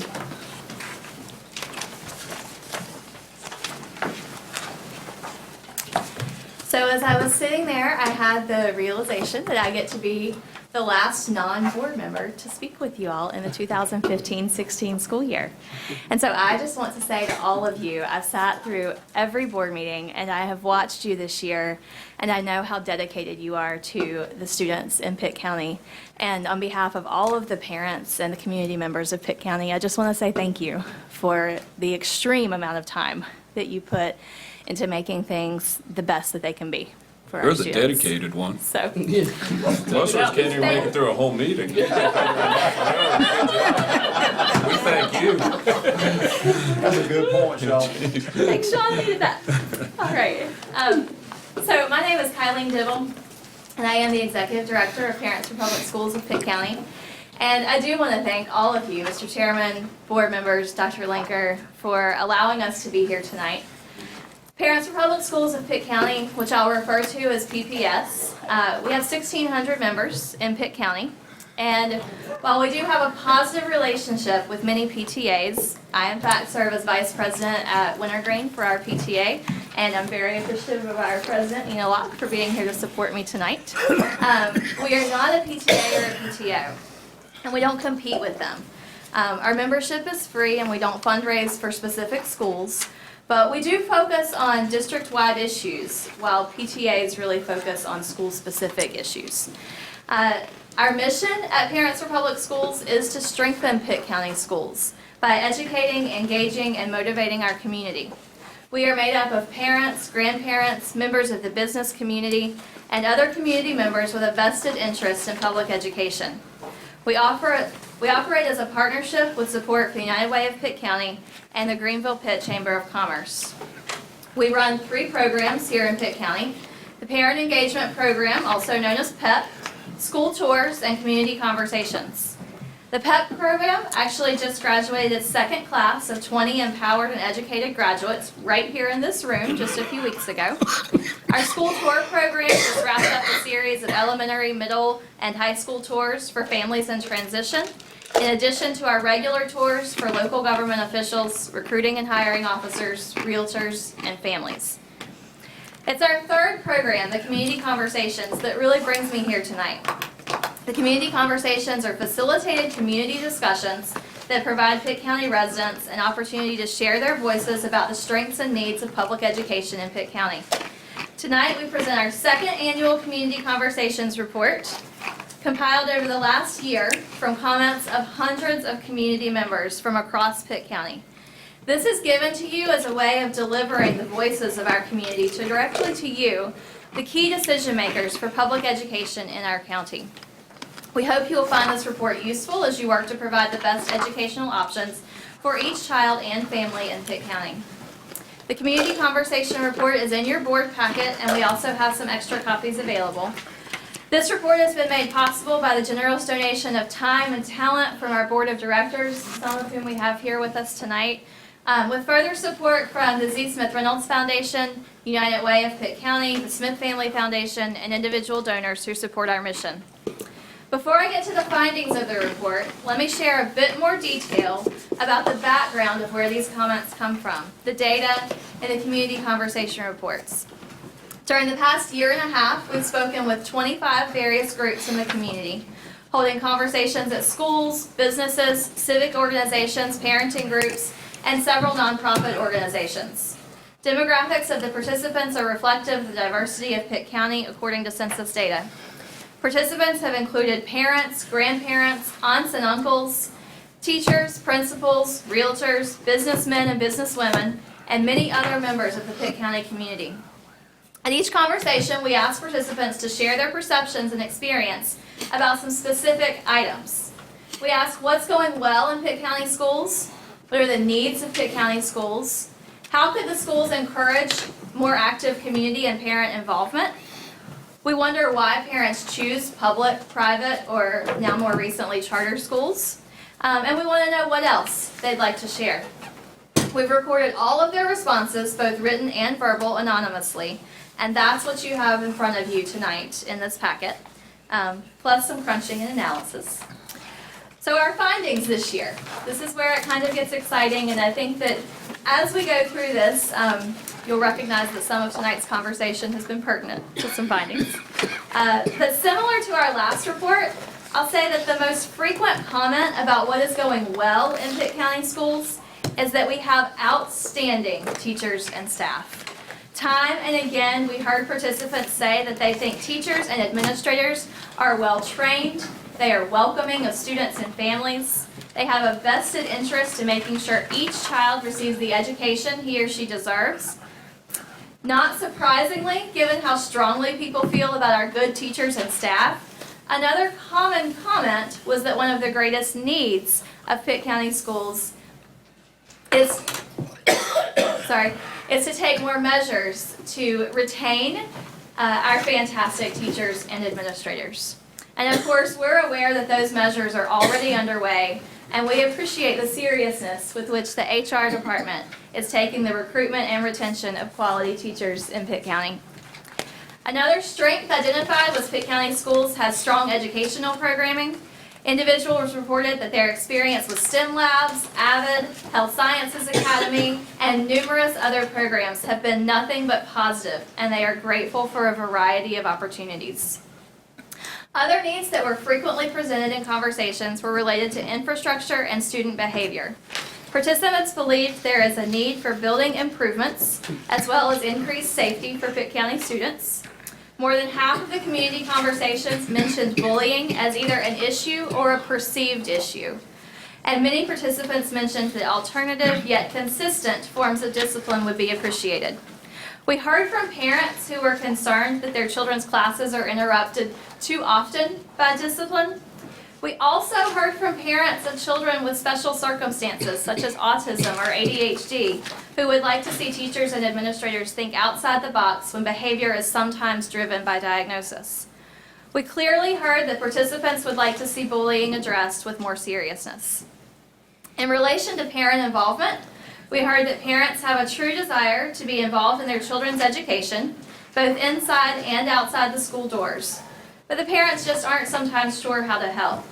Individuals commonly stated that volunteer needs could be better communicated, with communication coming in multiple forms. So notes in book bags, emails, social media, phone calls, And the most common suggestion was a listing of volunteer needs either on the Pitt County Schools website, the individual schools website, or maybe both. In response to the question, why do people attend public schools? Several factors included cost or lack thereof, proximity to home or work, services provided such as transportation, meals, services for EC students. Parents were also very happy with the new open enrollment choices. I think that's a reflection of you all listening to the community conversations that were given to you last year, so thank you again for that. Many parents stated that private and charter schools are chosen based largely on perceptions. Mentions of smaller class sizes and less bullying and discipline problems frequently arose during those particular questions. When we asked parents what else they would like to share, one common response was that the Parents for Public Schools should continue to host these community conversations with as many people as possible in Pitt County. The report in front of you includes an executive summary that recaps most of what I've just told you, but I do urge you to take an even more detailed look at this report. Read the actual words of our community members. It is our hope that this will prove to be helpful for you as you continue to make decisions that positively influence public education here in our county. We also hope that as you think of groups that you may know who could host a community conversation on public education, you will pass their information along to us so we can set one up. I really thank you for your time and attention this evening, and especially your commitment to public education in Pitt County. And I'm open to any questions that you might have. Okay. Any questions from the board members? I got a question. Okay, work. I know parents joining, Parents for Public Schools, is there always a form given out at the beginning of the year at the schools, or how do they know about this? I mean, Good question. So we're working on that a lot, Worth. We, this past year, had our board members go to as many open houses as possible. Some kind of hopped. They would go at 4 o'clock to one and 6 o'clock to another and set up a table. We didn't make it to all 37. One thing that we're working on is training our PEP graduates to be liaisons in the school so that we have more people available to go to open houses. One successful place we found was on the first parent-teacher conference night to just have a table there. table, that's what I was recommending. If you had a table, and with some, that you would be visible, I think that would help in the membership. Yeah, absolutely. So that's just something we're working on increasing. So thank you for that. Caroline? I'd just like to congratulate you on how many members did you say now? We are up to 1,600 at this point. Congratulations on that. Thank you. Membership is still free? It is free, yes. And with the membership, you know, we have several member meetings a year. There's a newsletter that goes out once a month that just updates parents on what's being done with public education, both in Pitt County and really overall. So parents can stay very informed. How many will you normally have at a meeting? It varies. Probably generally around 50, and I know that's a small number out of 1,600, but you know, I think our greatest goal is to make sure that people stay informed about what's happening and how they can be involved, even if it's just writing a letter to a legislator. But we generally have about 50 that come to our member meetings. And Dr. Linker's been great to be present at those. Several members of the county school staff have been present to give presentations, and you all have just been really great to work with to make those meetings happen and make them a success. Thank you, Caroline. Just want to say thank you for sustaining the effort now in, I believe, your third year? We are Second right full at year. 3 years since incorporation. I think they deserve a round of applause. Impressive, just sustaining that effort. Thank you. I'm reasonably certain that the principals appreciate, frankly, the man and woman power for assisting with the school tours.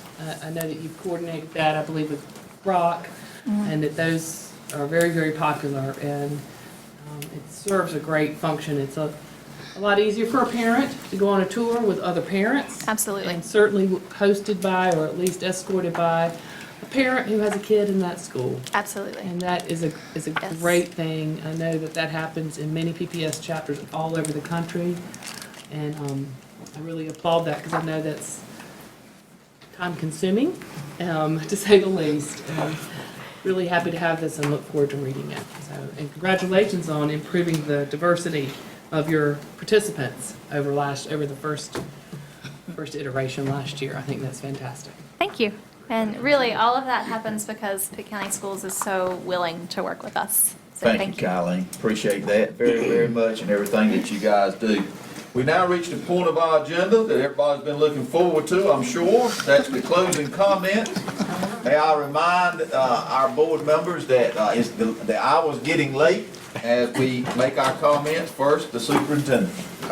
Just to remind everyone that our graduations are this week. Pitt Academy is Wednesday night.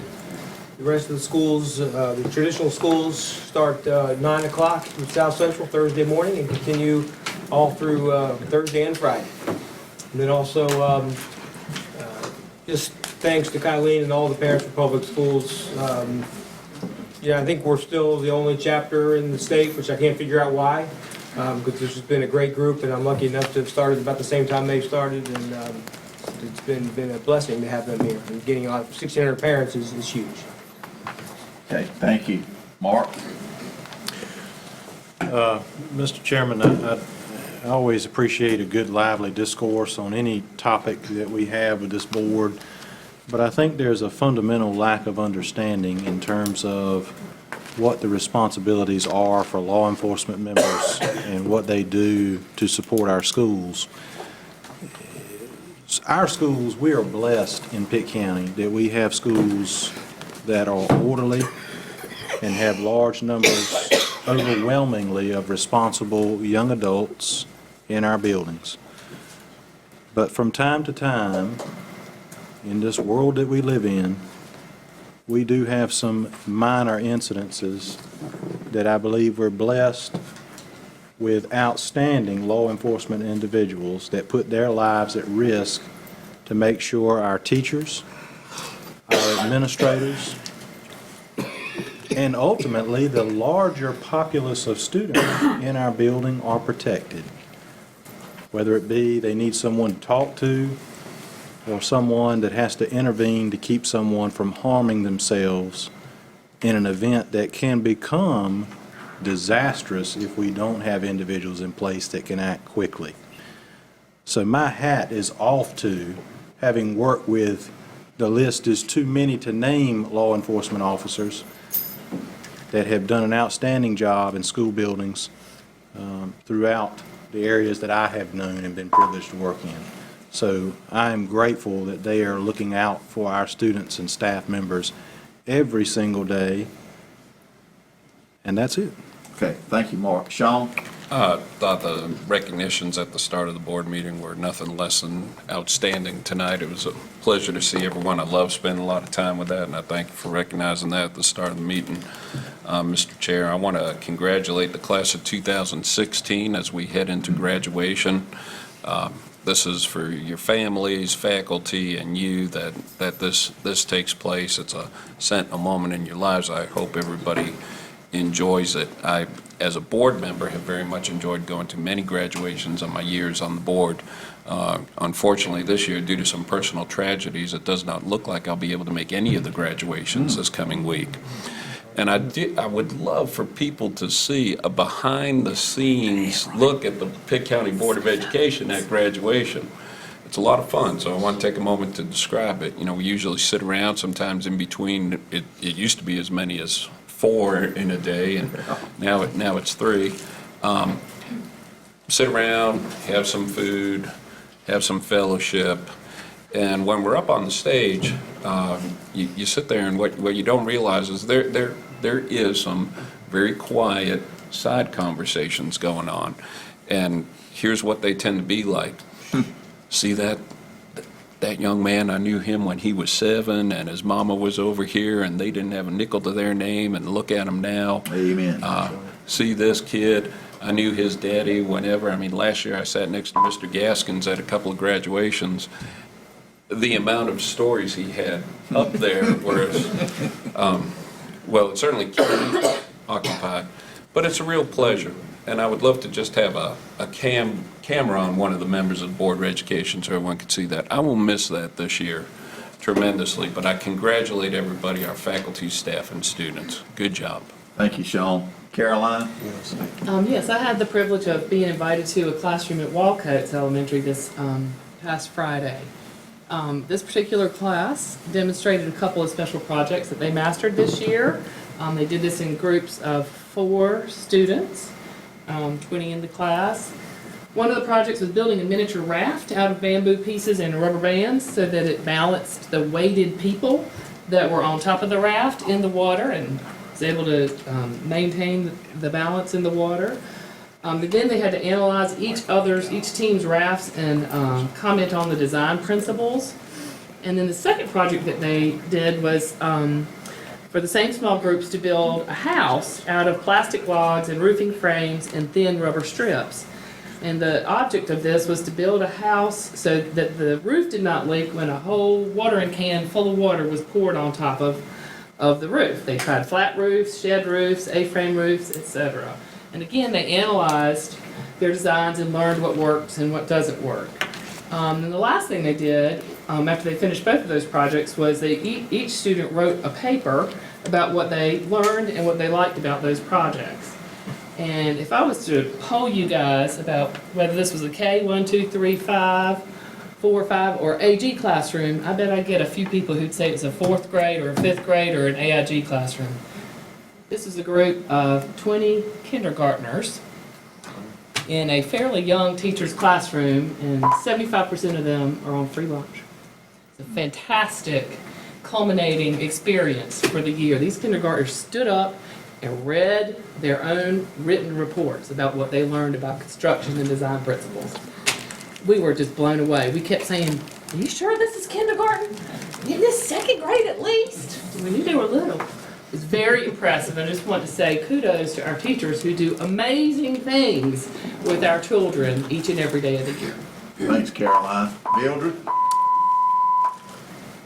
Since our last meeting, May has been a super productive month. I've had a month of simply celebrating our Pitt County School staff, the faculty, staff, and students, and their families. And just to give you a little highlights, I did the Teacher Executive Institute recognizing teachers.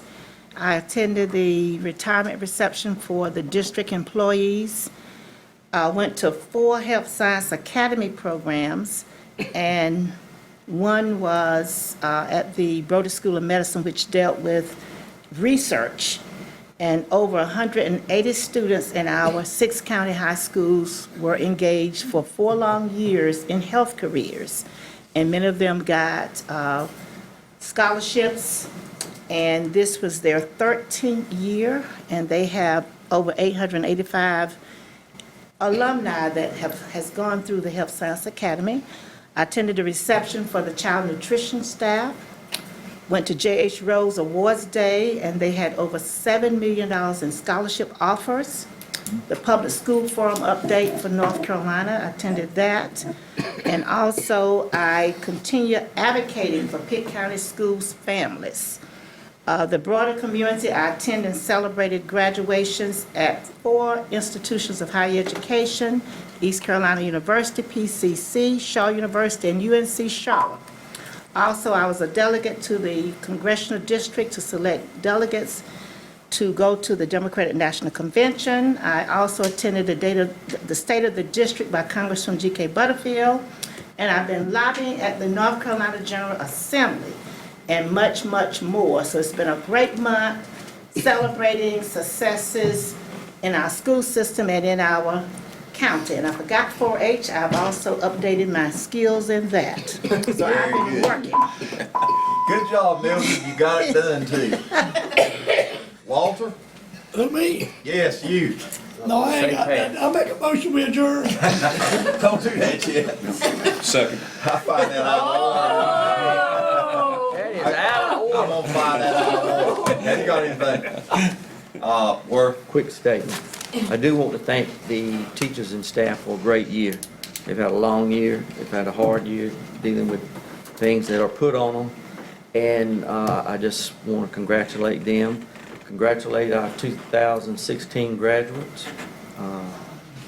There's going to be a lot of happy parents this week. And appreciate the parents for public schools and their promotion of of Pitt County schools and all those volunteer hours and so forth. And also, just to piggyback on what Mark said, the officers and our police force and sheriff department, we should really thank them for what they do, because, you know, we can say things about them, but if we need them, I want them to be there. And I appreciate them and all they do. That's it. Thank you, Worth. In closing, first of all, I want to thank Mildred for information that she gave to me tonight to put out on each board member's desk as far as is concerned with the Senior Banquet on Health Sciences Academy and also Public School Forum 2016 education briefing. Please take a look at that at your leisure.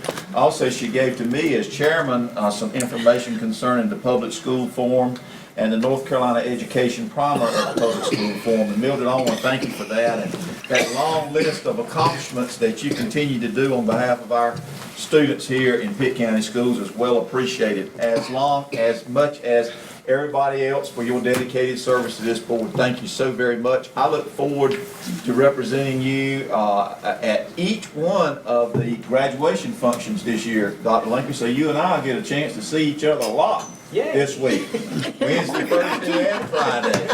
So I'm looking forward to that, and I wish everybody very well through the graduation process. Again, thank the teachers, administration, and everybody concerned with our schools getting us through another year. And with that, I'll entertain a motion to adjourn. Motion to adjourn. Got a motion to adjourn and a second. All in favor say aye. Aye. You guys